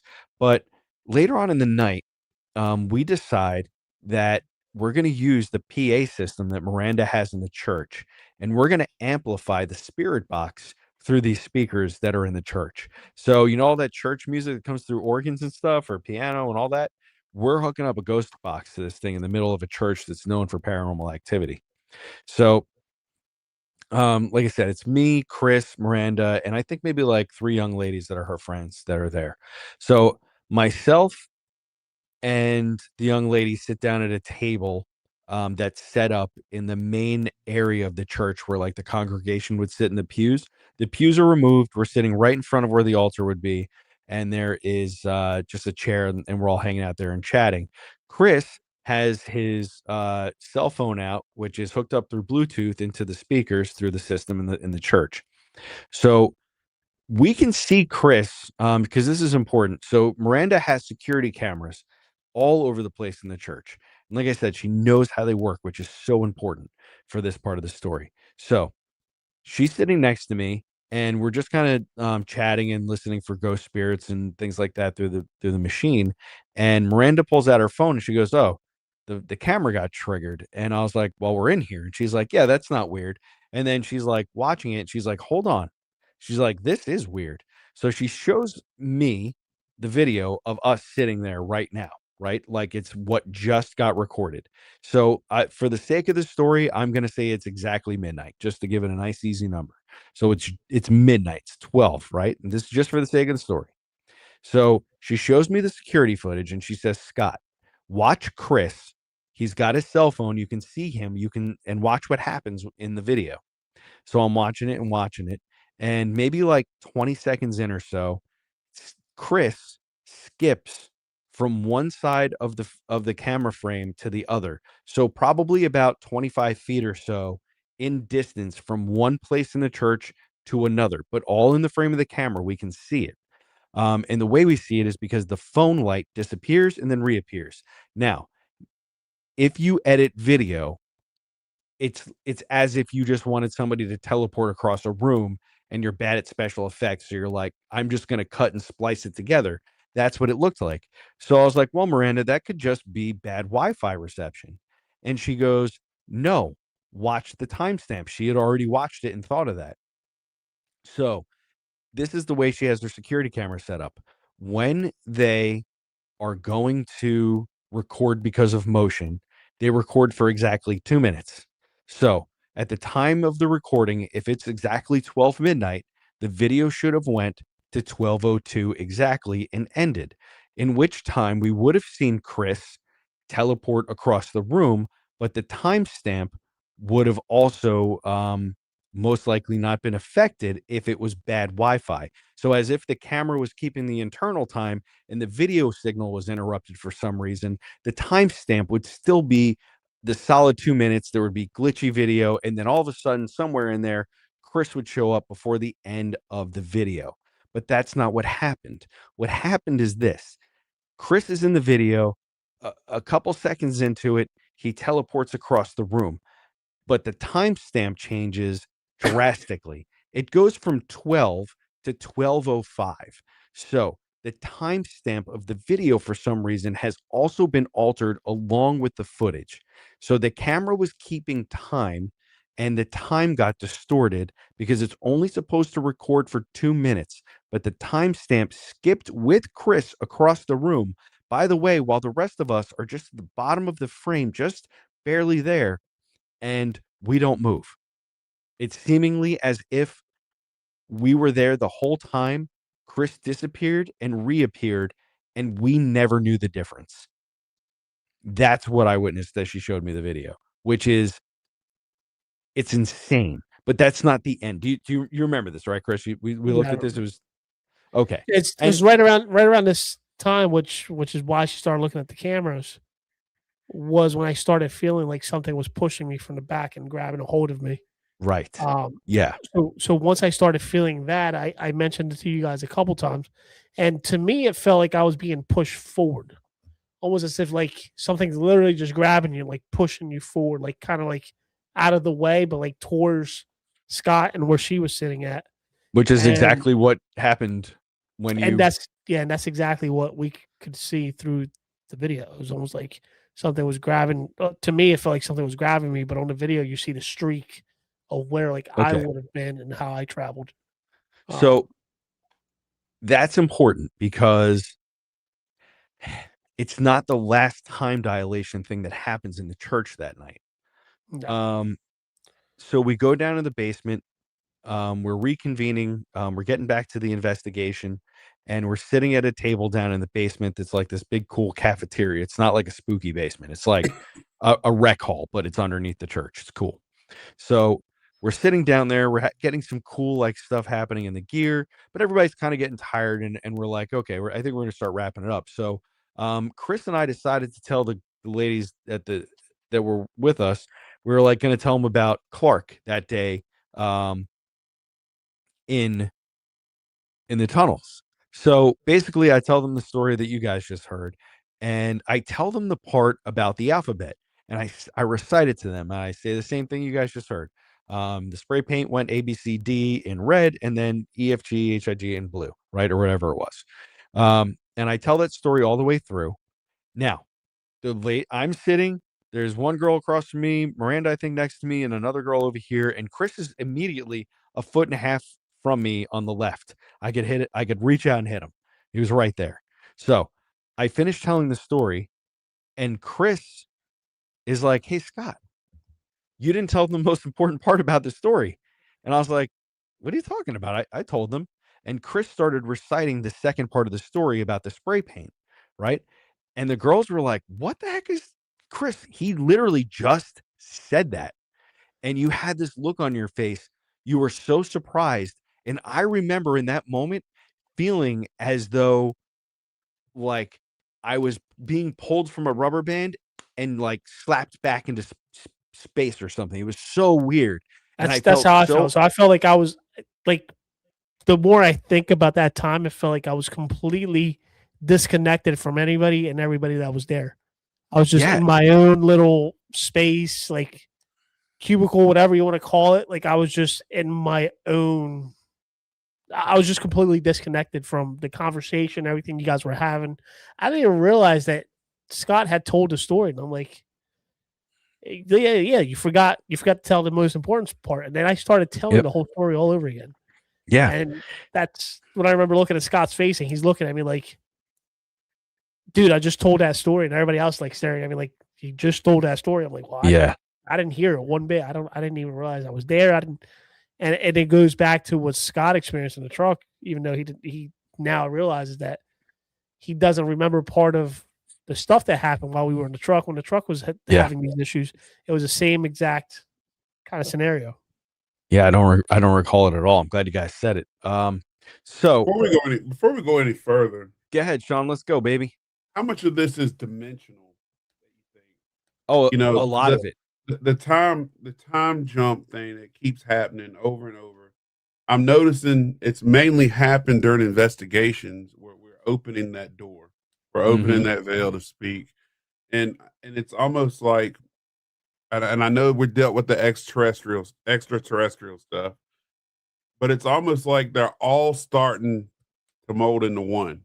Yeah, all of it's starting to work together, and a lot of theories have come up that it's all related.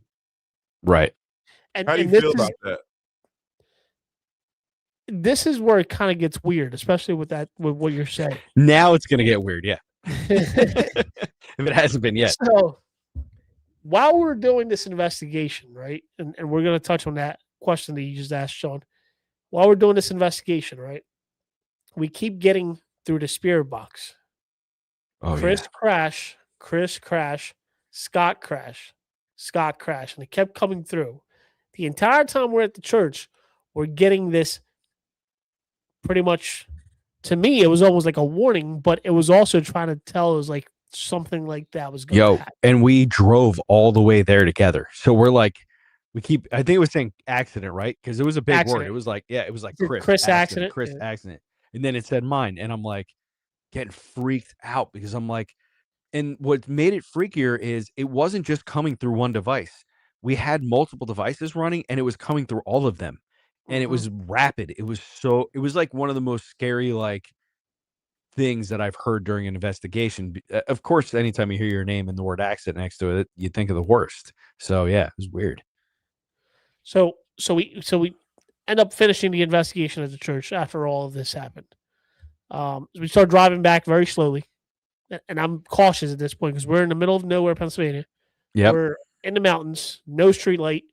It is pitch black. My windows are tinted. I can't see nothing pretty much out the windows as we're driving, to the point where I have to start putting my windows down in certain areas where we're making a turn to be able to see the turn.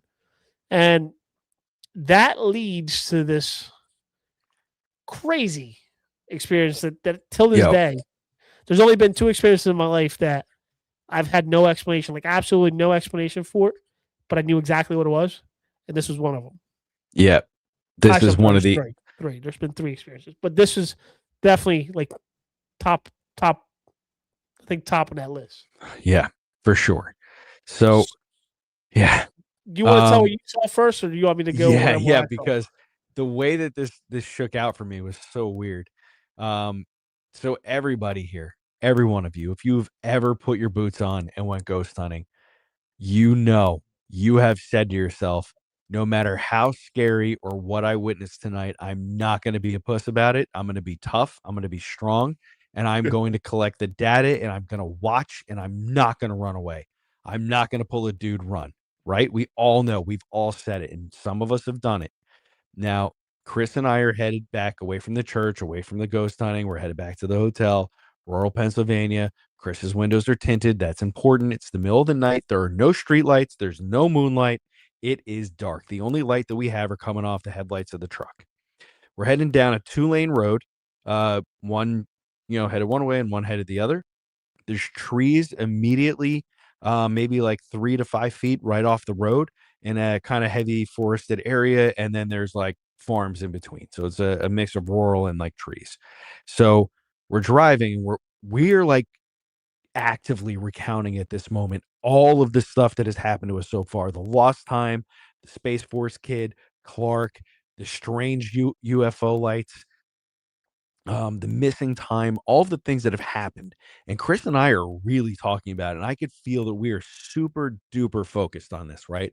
And he and I are really coming to the conclusion that we may have stepped in something we shouldn't have.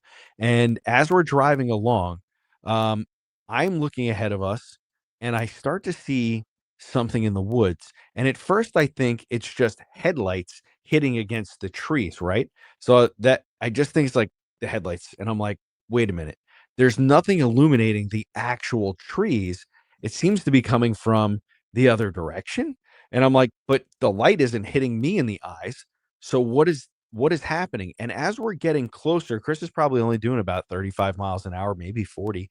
And we're headed towards it. And all of a sudden, the closer we get, the more I realize that whatever this is, if you guys have ever like seen welding lights, like when people are welding things together, that kind of super bright white light, imagine that, but strung out into like sparklers, 4th of July sparklers. Like imagine one just lit up.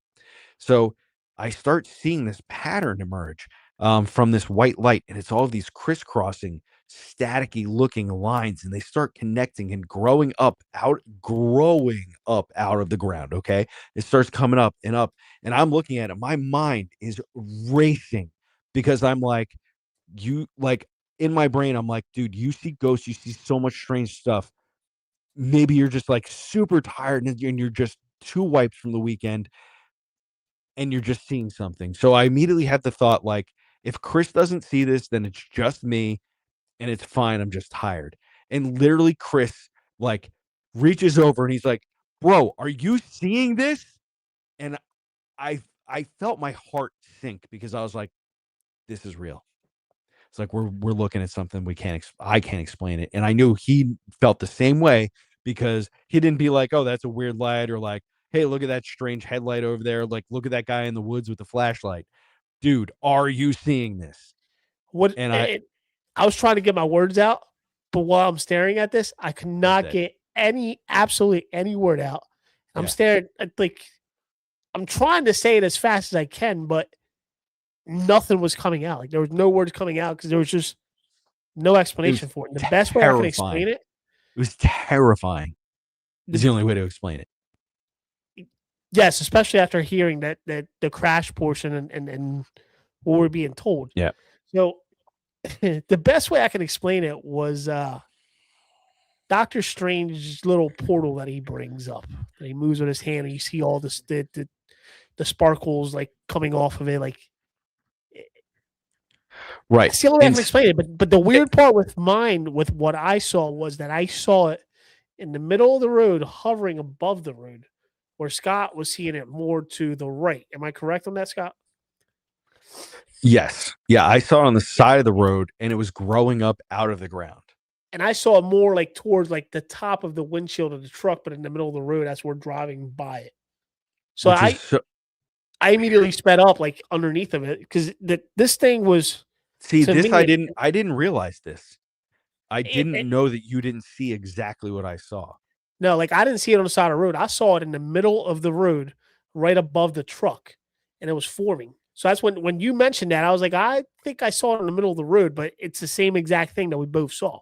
Yeah, because I saw it off to the side, and I know that that's where it was because I was like trying to make sense of how I was trying to make sense of how something could be so bright and not hurting my eyes in the middle of the dark.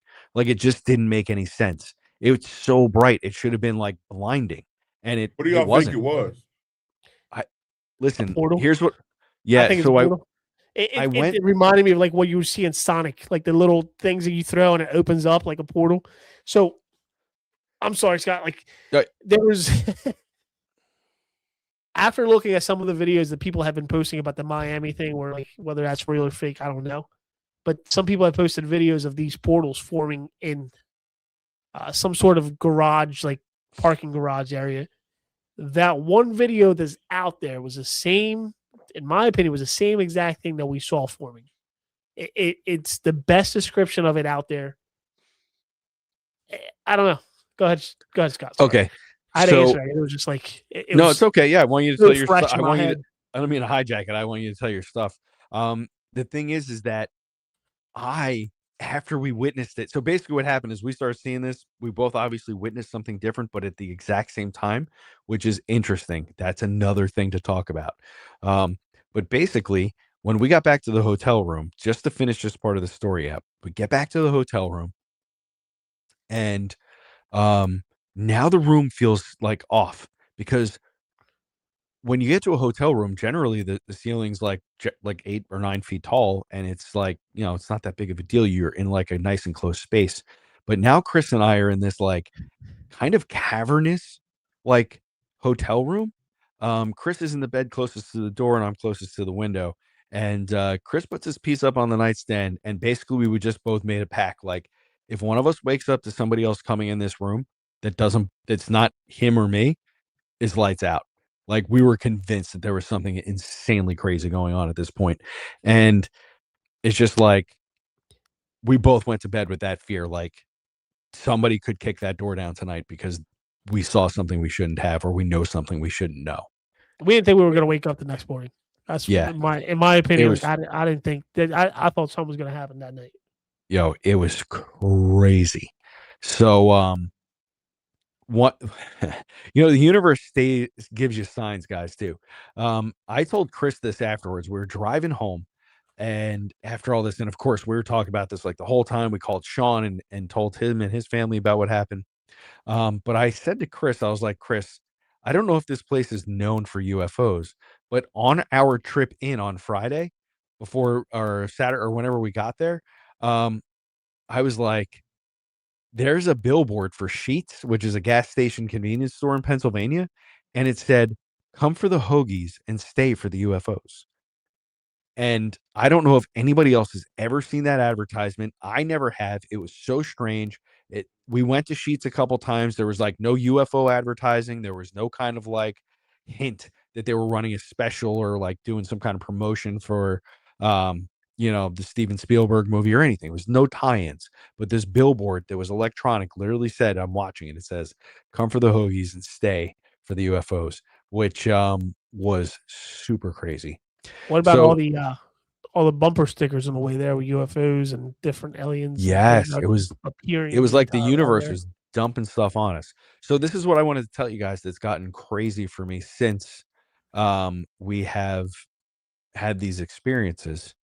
I don't know what kind of memory you guys have. But mine, it's weird. The very day-to-day stuff has become very dull, but I am having sharper and sharper memories of that weekend the further away I get away. And I'm so surprised that I don't remember the EVP thing because I remember so much detail of everything else. Why am I missing that piece?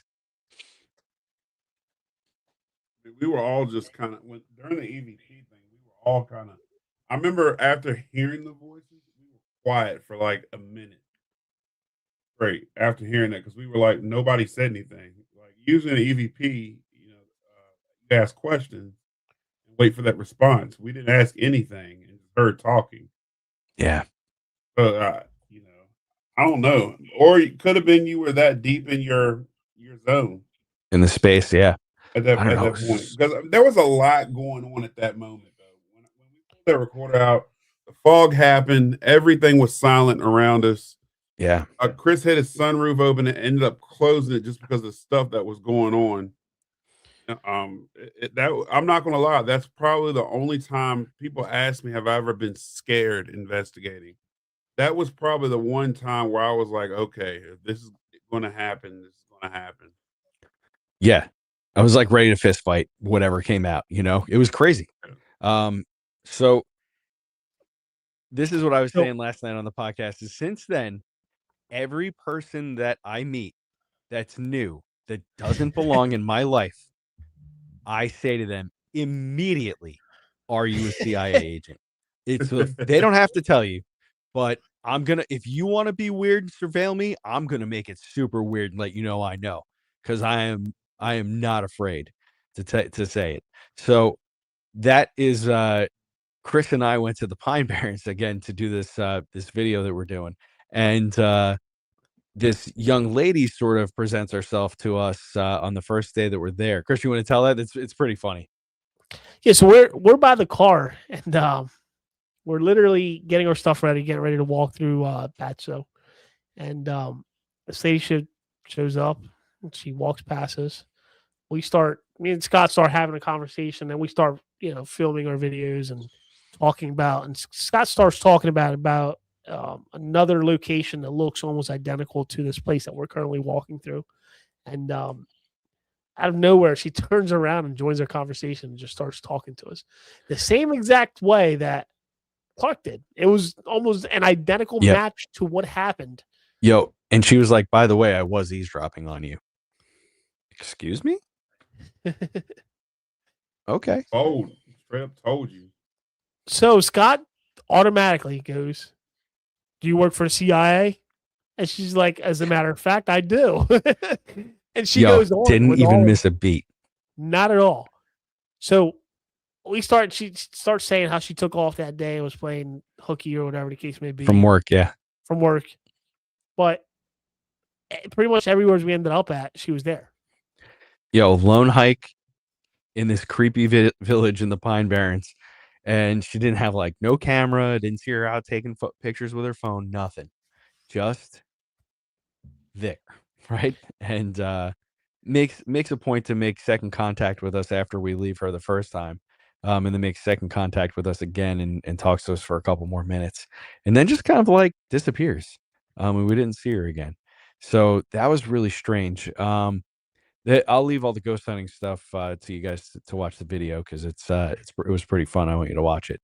But Chris and I guess it was the second night. At the end, he and I, he started a fire because I'm not as manly as he is. He started a fire, and we hung out and we were watching up in the sky and we were looking for some of those lights.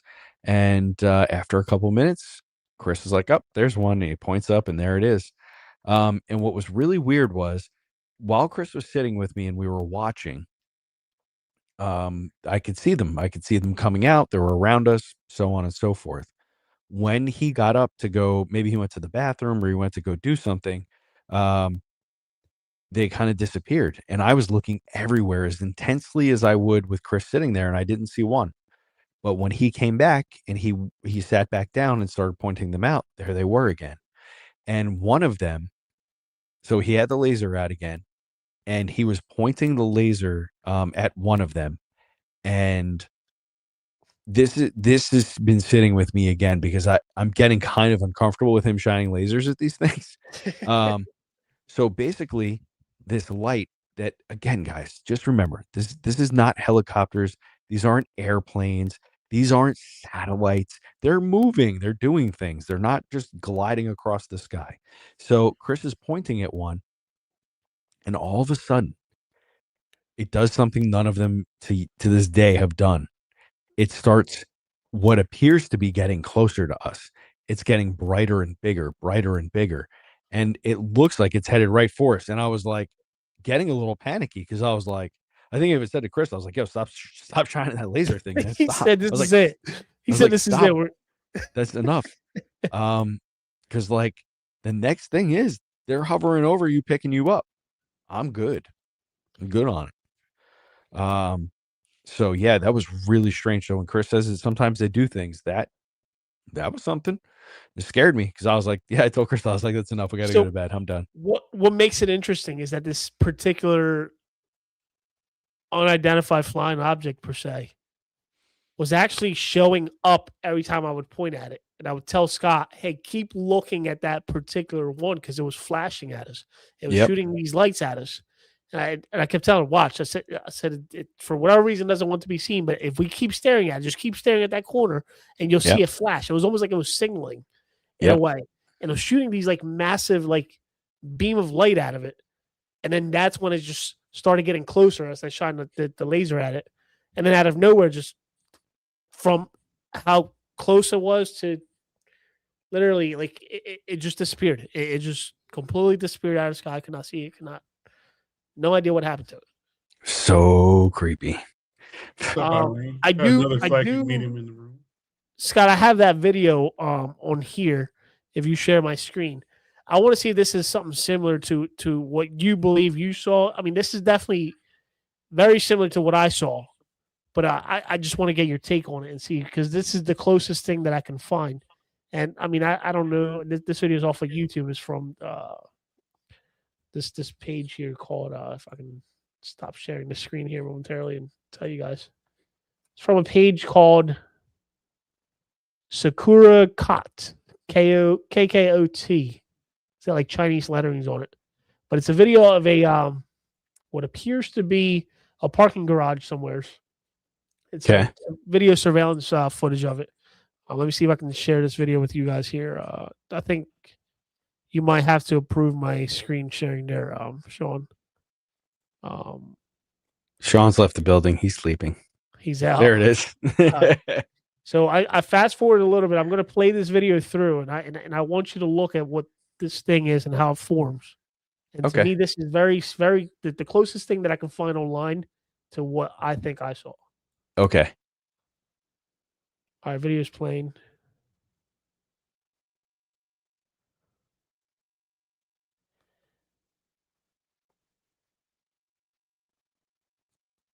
Yeah, it looks like a Mr. Doctor Strange portal for sure. Yeah.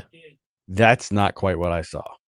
Yeah, and what I saw when it was it's got similar it's got similar properties, but that, I think it's fake anyway. Yeah, it looks fake, but this is the closest thing that you can find. So that was very similar to what I seen as it was spinning. To me, the actual, like, I don't know, I guess the sparks from it looked like it was coming from the center as it was opening up. Yeah, so I saw something that looked like sparks coming up from the ground, like super bright white sparks growing up from the ground and into like a doorway shape, like a rounded doorway shape is what I could see.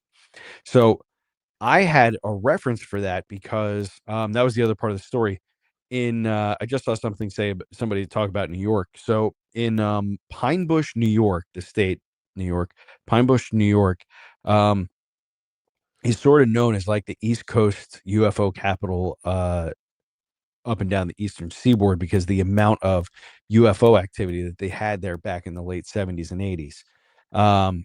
So they have recreations of things that people have told them about in the museum. It's really cool. Big shout out to Lance, who runs the Pine Bush UFO Museum. Dude's awesome, Yeah. and He's a he's cool he's guy. got a wealth of UFO knowledge. So they have a video of what I've seen in the UFO museum. Somebody else witnessed it in like the 80s in Pine Bush or in the area. What's up, Felicity?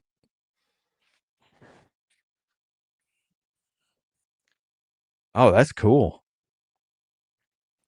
Yeah, so that's I can't I mean basically, you guys that's what I mean that's the best way to explain what I saw. It's like this most super bright sparks growing up out of the ground, but it definitely begs the question of perspective and perception when it comes to the people who are viewing the anomalies and how they're viewed.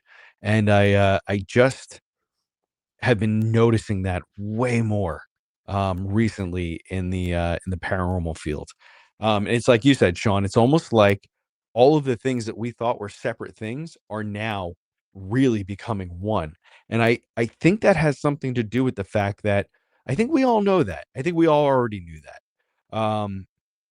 I think we're becoming very aware of the reality that we live in and the idea that this is a hologram that people have been thinking about, I think since like the 70s or so, maybe even before that.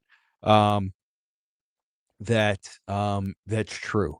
I think that this is a reality that um, the more aware you become of the fact that it's like a facsimile or not real thing, the more aware of the things on the other side you're going to become. And you're going to realize that if you wanted it to be a ghost, it's a ghost. If you wanted it to be aliens, it's aliens. If you want it to be a cryptid, it's going to be a cryptid. But if you become more and more aware that you're going to start noticing behind the curtain, it's all like the same thing. So that's kind of where I'm sitting with everything at the moment. And don't think for anybody who's like, well, Scott, you're a medium and you talk to people who passed away. You're saying they're like the same thing. Yeah, we're all the same thing. Me and you, Sean, Chris, we're different versions of the same thing. We're observing each other. We're trying to figure things out. We're trying to understand each other in order to help the world be better or the experience be better. And we're all doing that for each other at the moment. I mean, I agree with everything you just said. I think a lot of this stuff is becoming everyone is starting to be more aware. And that's the biggest thing. And I think, but with the increase of technology and the Wi-Fi and the Bluetooth, it's all feeding off of that as well. I mean, you got to think just about everything in my house now is Bluetooth, including my thermostat, is Wi-Fi and all that stuff. So, I I got to say mean, something that's going to blow your minds, guys. but You guys are not going to believe this. Okay. I have goosebumps, literally goosebumps. Okay, so I'm sorry to interrupt, but listen, and everybody you're listening, good. this is so wild. So you guys did, I don't know if I told both of you, but I know I told at least one of you that I had a really strange dream the night after we got back. I had a weird dream that I was driving around in like some old classic car, and there was a female driver, and I was in the front seat. She had blonde hair, and she was like wearing lipstick, and I thought that she looked a lot like Courtney Love. Okay, this is literally like who I think I'm riding around in the car with in my dream for some reason, right? And when I wake up from my dream, the only thing that I can hear in my head in like that spirit voice in that same space is the word Zeta Reticuli. And I'm like, what does that even mean? So I look up the word Zeta Reticuli, and it happens to be a star system in the galaxy, and it is very commonly associated with alien interactions. Now, this is why what just popped in my head. We're doing this podcast today, and and I remember this story. What in the ever living F are the chances that Courtney Love bought bagels a mile and a half from my house today. Oh wow. They're filming a movie in the town right next to mine, and she walked into a local bagel shop and got the bagels. Literally, we're telling that story today, and I literally just saw that story before we went live. So I remember you Scott. telling me that story like a day or two, maybe, or it could be a week after all of this investigating happened. Mm-hmm. And that was what, month or two ago? Maybe longer. I don't know. My time June. as busy as I've been, my time frame sucks right now. But that was a while ago. You told me that. And yeah, what are the chances of that? Bro, have you ever even heard of Courtney Love being within 10 miles of you? 100 miles, 1,000? Why would you even know No. that? Yeah, but No, so- before I I like jump her on here music. today, I see a guy in the local bagel store is like, "Hey, Courtney Love was here today." No joke. You brought back memories for me when you said that. Yes, Because let's I go. completely had forgotten about the following day after we got back, the dreams that we had Yeah. and how vivid they were. Yep. Yeah, I don't even know if I want to even read the message that I sent you, because it's the more I read it, the more I remember about that dream, that things that I didn't even remember at the time of telling you these things. Yeah, we'll pass on that. But we had some crazy dreams. Yeah. But that- I wanted to share that because that was, I mean, just the fact that she was a mile and a half from my house today and we're having this podcast and I had that crazy dream. There ain't no freaking coincidences, people. There can't be. It's like I was just saying, the closer we get to figuring out that it's all the same and we're the same and it's just kind of an amalgamation of everything, the weirder these interruptions are going to be. I do And what understand makes the saying though behind people saying that the government knows all this stuff already, and Who cares? they won't release it because humans wouldn't be able to handle that. Think about if we actually had all these answers and knew where our minds would be. I mean, our We would minds live in peace. think so. Yeah, 100%. I think So it'd be more chaotic. no, I think we would. I think that if the truth came out, like say like right now everything is in faith, right? So and by the way, everybody, I don't want you to. I'm just kind of I don't know, rambling, I guess. So think about it. We believe a lot of things. Our values, a lot of values come from religion. Morality comes from religion and stuff like that. So let's say that there was somebody who could come out and say beyond without a doubt that there was or was not a correct religion, what it was, and that truly nothing that you did on this planet to accumulate things, stuff, or wealth actually mattered, because this is a blink of the eye in the eternity of your soul. And it could be fun to have things and enjoy life, but living in peace, because you know that if you're peaceful here, your peace will continue. Why would you ever fight? I mean, there are probably very evil people who still would want to accumulate everything, and that's where the conflict comes from. But imagine that just went away because somebody was like, "Hey, definitive proof that Christ is real, God is real, or Buddha is the all knowing prophet, or whatever your religious iconography is, or any of those things." But just imagine. We wouldn't have, what would be the point of fighting? You would just, in my opinion, I would want to live in more peace because there's nothing to fight over here. So there's a show on Apple TV, and I can't remember the name of it, but it has to do with that. It has to do with this outer being coming into Earth and taking over people, and the way everybody communicates is telepathy. They can communicate through their mind. They can communicate. Oh, that's Pluribus on Yes. Apple. Yeah. Yeah. Yep. It's a good show. How crazy would that be? Like, imagine if you guys have seen that show. Like, these people communicate through their mind, and there's only a specific few that weren't gifted what they call the gift, and they were trying to turn these people and trying to figure out a way to turn them to it. But they were all friendly. They all worked together. They worked Right. like ants. The better way to explain it were that they worked like ants. How ants work together and they're able to communicate Right. with one another about like finding food or whatever the case may be. That this is exactly how these people worked, and nothing in this world went to waste. Everything was used the correct Yeah, way. and nobody It had a was fight because they were all like, "Hey, we're all in this together." So I right. feel like, of course, there would still be conflict, but I think it would be we would have a lot more reason to stop the people who wanted to bring ill will to us because we'd know that ultimately um, it doesn't matter. Like we would like to stop them so that we could just live in peace here and enjoy this experience that we're having because this is our moment as consciousness to experience where we're at. Um, and that's just me having a Okay. little thought about it. I just I've been thinking a lot about it since I've always considered myself kind of like spiritual and like in tune with the ghost world and the spirits and stuff. Um, and then with all the introduction of all Chris' interesting experiences and what he brings to the table, especially when we're together, it makes me reconsider and look at the other side of the cube to understand that and just to that point of experiencing different things and having a different vocabulary, both of us witnessing some sort of light portal happening, but both of us witnessing it in a different way.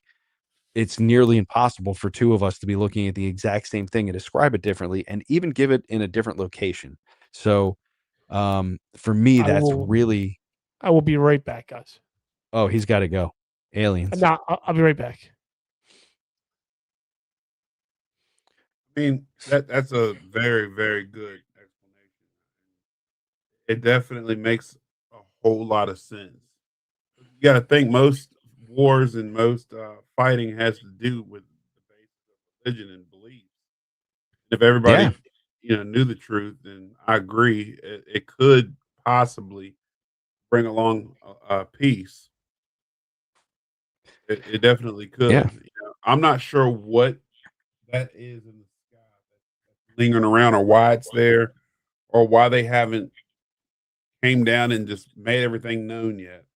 I'm not sure what's going on with that. Okay, so just come with me. It's not they, it's us. So we are the ones creating the experience. So we're the one. So like the old idea of a tulpa. If I believe in something hard enough, can I create it? The answer is yes. It's manifestation. Absolutely. So what's going on in the world right now? The UFO community has been begging for disclosure forever, right? And it had a big push in the 90s, into the early 2000s. It's kind of died away. Then all of a sudden, this New York Times article comes out about the White House having UFO knowledge, and then disclosure happens. And this is because the will of the people, the will of our souls, is pushing things in this direction. It's the wave that we're headed towards. So it's opening up that avenue to people who are open to have that experience. So if you are willing to be open to the fact that there is more than just you and I in these three-dimensional human bodies, and there's other dimensions and other spaces, then you will start witnessing those things because we are pushing it in that direction. It's the same thing when we'll say like, and we'll take a very easy one, but it touches on the subject. In the 80s, when there was the satanic panic and everybody was worried about their kids listening to heavy metal, like, Ozzy and Metallica and all those kinds of bands like that, right? And then anytime a murder would happen or somebody would go missing, they would immediately find the tie to Satan or the devil or ghost hunting or witches, and they would tie it right to it. Um, so what happened? It created what we called in pop culture the satanic panic. All of a sudden, everything we looked at was satanic, right? And that just wasn't the case. We just were making connections where there were none, but we were willing it as a population that way because that's what the media can do. So now we live in a time where all of us have our own media channels. We all go to different sources to gather our media, no matter what it is. If you want to watch media about paranormal, if you want to watch food media, if you want to watch news media, if you want to watch fishing media, we don't have to go to the television and all be tuned in on the same thing. We have our own places to focus. Now, all of these UFO people, all of these ghost people, Bigfoot people, conspiracy people, they've been putting all of the parts out and all the pieces, and all of a sudden, we're all realizing that these things intersect so heavily, and we're able to openly communicate about that now. So it is opening the field up. We're realizing that maybe we've just been calling the same thing by different names, and perhaps those things that we're observing have the ability to change the way we look at them due to our own perspective and the way we view things. That's very well said. Very well. I've been saying for a while that a lot of these locations that we investigate and the ones we love to go to, especially the popular ones, people put things there. Howie keeps saying the word intent. He said it through many of our shows, our Yep. podcast, and I think that we have a lot of power and control mentally. Our mind is very strong. I mean, even I've worked in the mental health field since 2003, and I will tell you that there's even speculation that nonverbal people can communicate telepathically. They can. Yo, They can. you want to hear what I did yesterday morning on my TikTok live? What's that? Okay, y'all ready for a story? And I got it recorded so I can prove it. This is the place to tell it, brother. Yeah. All right. So listen. So for anybody who's watching, you don't know who I am. I put the label on myself as a medium. It's just so that people kind of have an idea of where to start with me if you want to ask me about paranormal and ghost stuff. Like that's a part of what I do, but I have a lot of other skill sets that rest in psychic work and mediumship and all kinds of other cool stuff. So I do a lot of TikTok lives where I do free spirit led mediumship readings. I let your loved ones come through and I talk to them and I bring them through with evidentiary proof that I'm speaking to somebody very specifically. And we do this all the time. I've been doing it for years. It's a great time. People really enjoy it. Along the way, I've done some other cool things. I do live remote viewing where I ask permission from a viewer to tap into them in their space that they're in, and I remote view them, and I see the things that are around them, and I name them, and it's fun.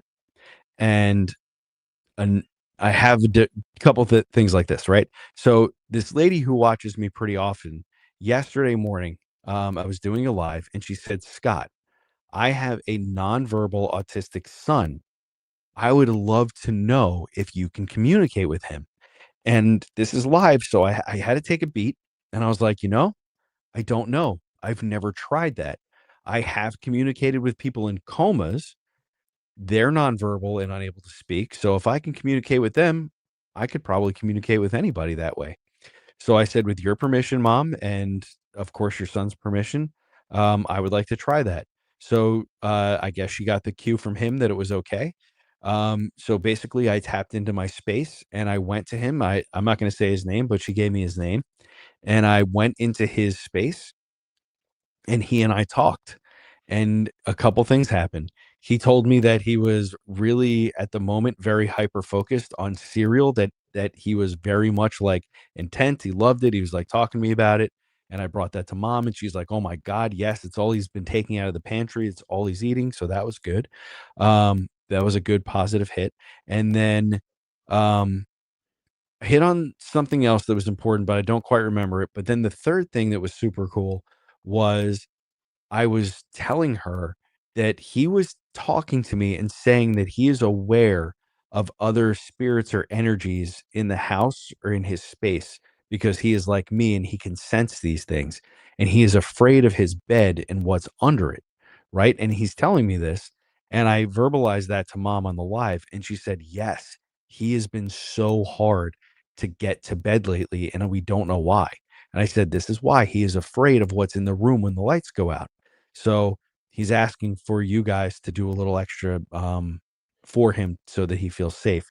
So I gave her the Scotty D home remedy on that one, and we did it. So there were a couple points that we hit on, and she was just validated them. So yes, we can communicate with nonverbal human beings if we just listen and we be open to it.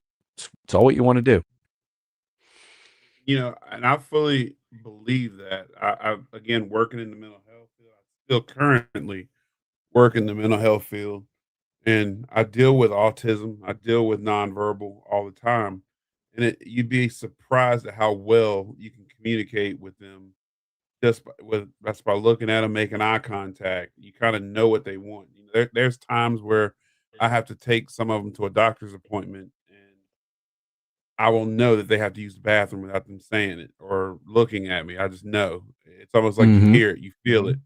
Uh, they do have gifts that are beyond what we can see, and I think that's really cool. So yeah, that's funny you brought that up that he could talk to you that way because Yeah, it's I been never tried it. speculation for a long time.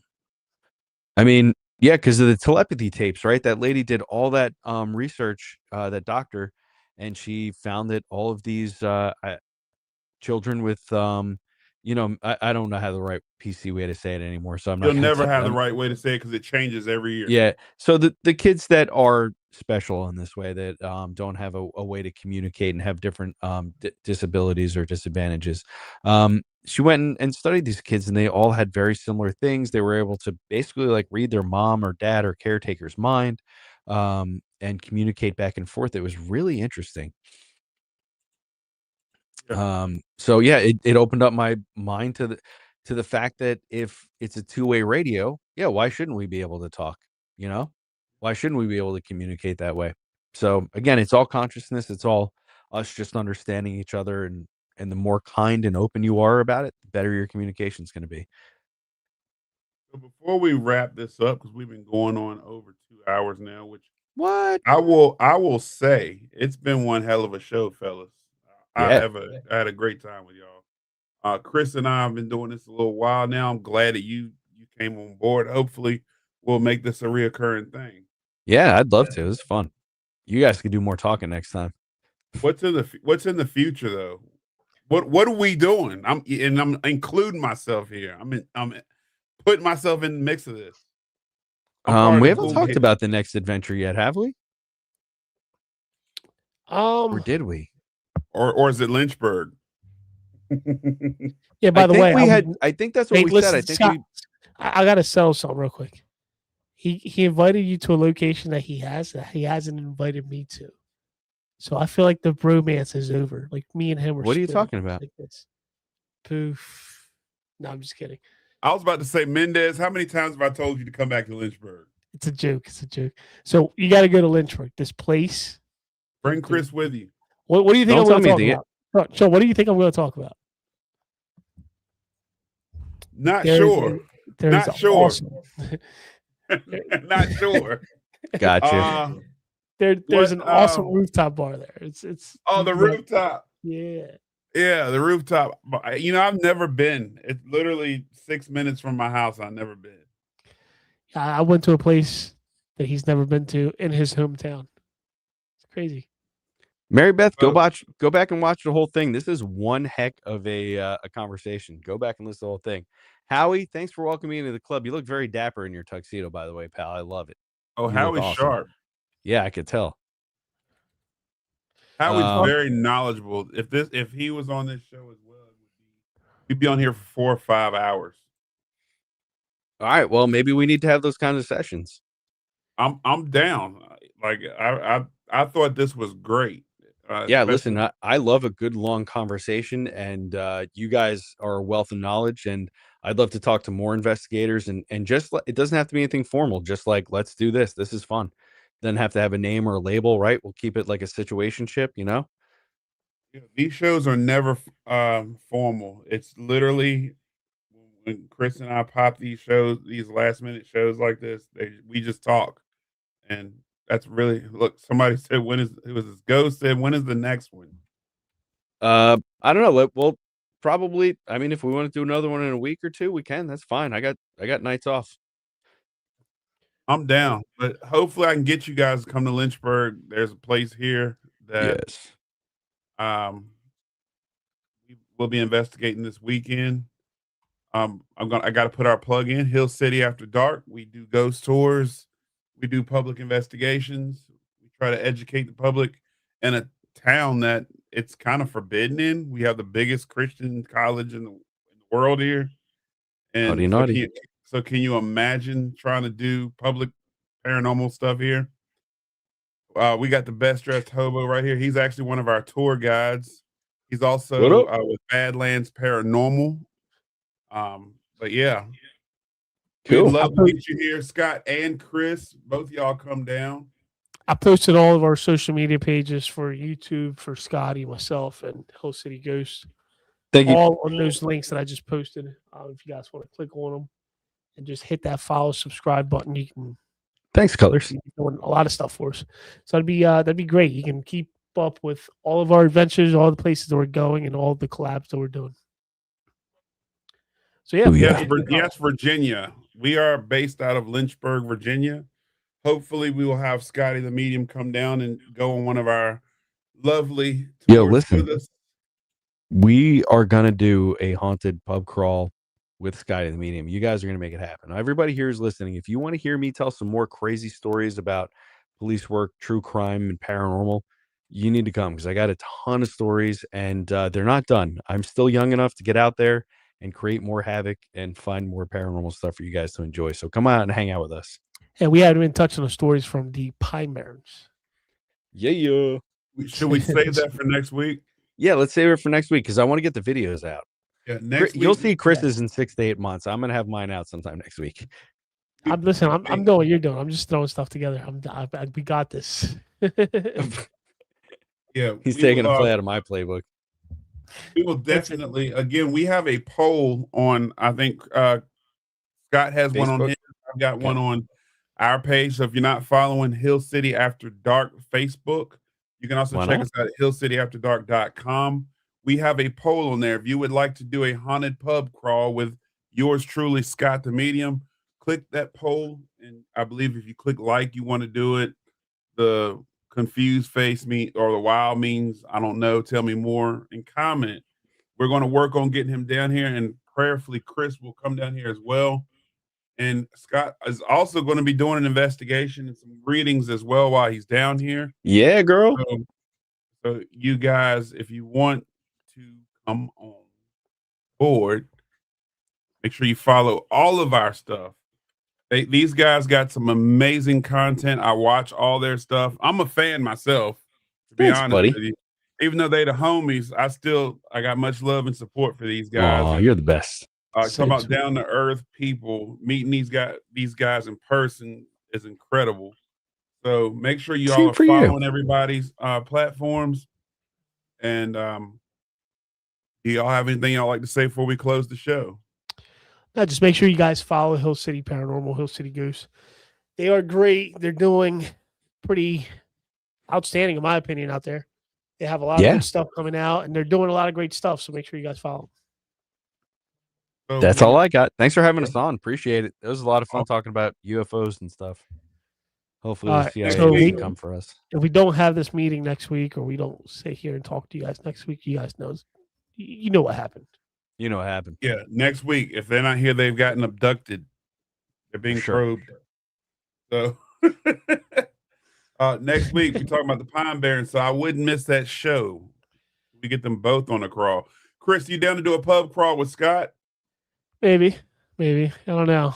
I don't know if Chris can drink or not. I haven't been out with him to drink, so who knows? I know.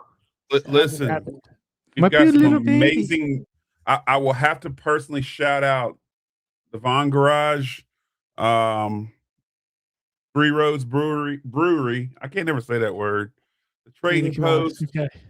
And I'm missing the one. Courtney, help me out. Bars on the pub crawl. Taco Gary's.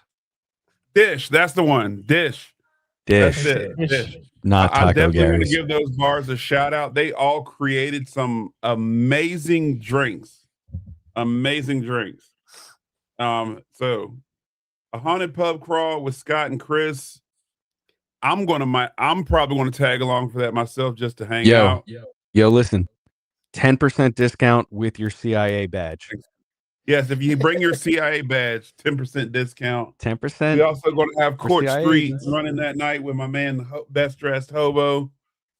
maybe I'll get all the guys and we do like this really cool, add some extra bars for that night. I'm pretty sure I can pull that off because one of the bars, they're tapped into other bars in town. So we might make like this big event, like where we're going to just bar after bar after bar. It's gonna be shot. No, I'm just playing. Not Okay. really. But it'll be a great night. So again, make sure you follow everybody's platform. Come over to Hill City After Dark. Stay tuned to what's coming up. I'm going to do my best to drag Chris back to Lynchburg. Last time Chris was here, we got some amazing stuff, great evidence. Make sure You're in hobo. That's funny. Yes, Best Dressed Hobo is the man. Y'all follow I ain't gonna Badlands sneak it. Paranormal as well. It's gonna be blatant. I'm just gonna give you a flask and we're gonna go to town. Hey, thank y'all for tuning in. It's been a great crowd tonight. Chat's been on fire. We love y'all. Thank y'all again, and we will holler at y'all later. Scott, get you a radio, by the way. Okay, guys. Here. I'm not in the Hold Cool on, Kid hold on. Radio Club. All I'm the way sorry. from New Jersey All to the way from Virginia. New Jersey. Check it out. Hold on. Yo. Yo. Look at that. That's crazy. Yeah. These things are wild. That is a heck of a string and tin can system you guys have set up. Dude, this is UFO status right here. Yo, send me one. Yo, sponsor me and send me one, you weirdos. All the way from Lynchburg, Virginia. Look at that. All the way from Lynchburg to New Jersey. Check. Yes. Hey, when those don't work, We'll be talking. See, when you get abducted, you can't call us. exactly. All right, y'all. Hey, I'm you guys really made a good point. I'm really going to get off this time. All right, we got to go now. Hey, Hey, can one of you guys send that over to Scott so I wasn't messing with him? Who is that? I That think was- he just heard you on the live.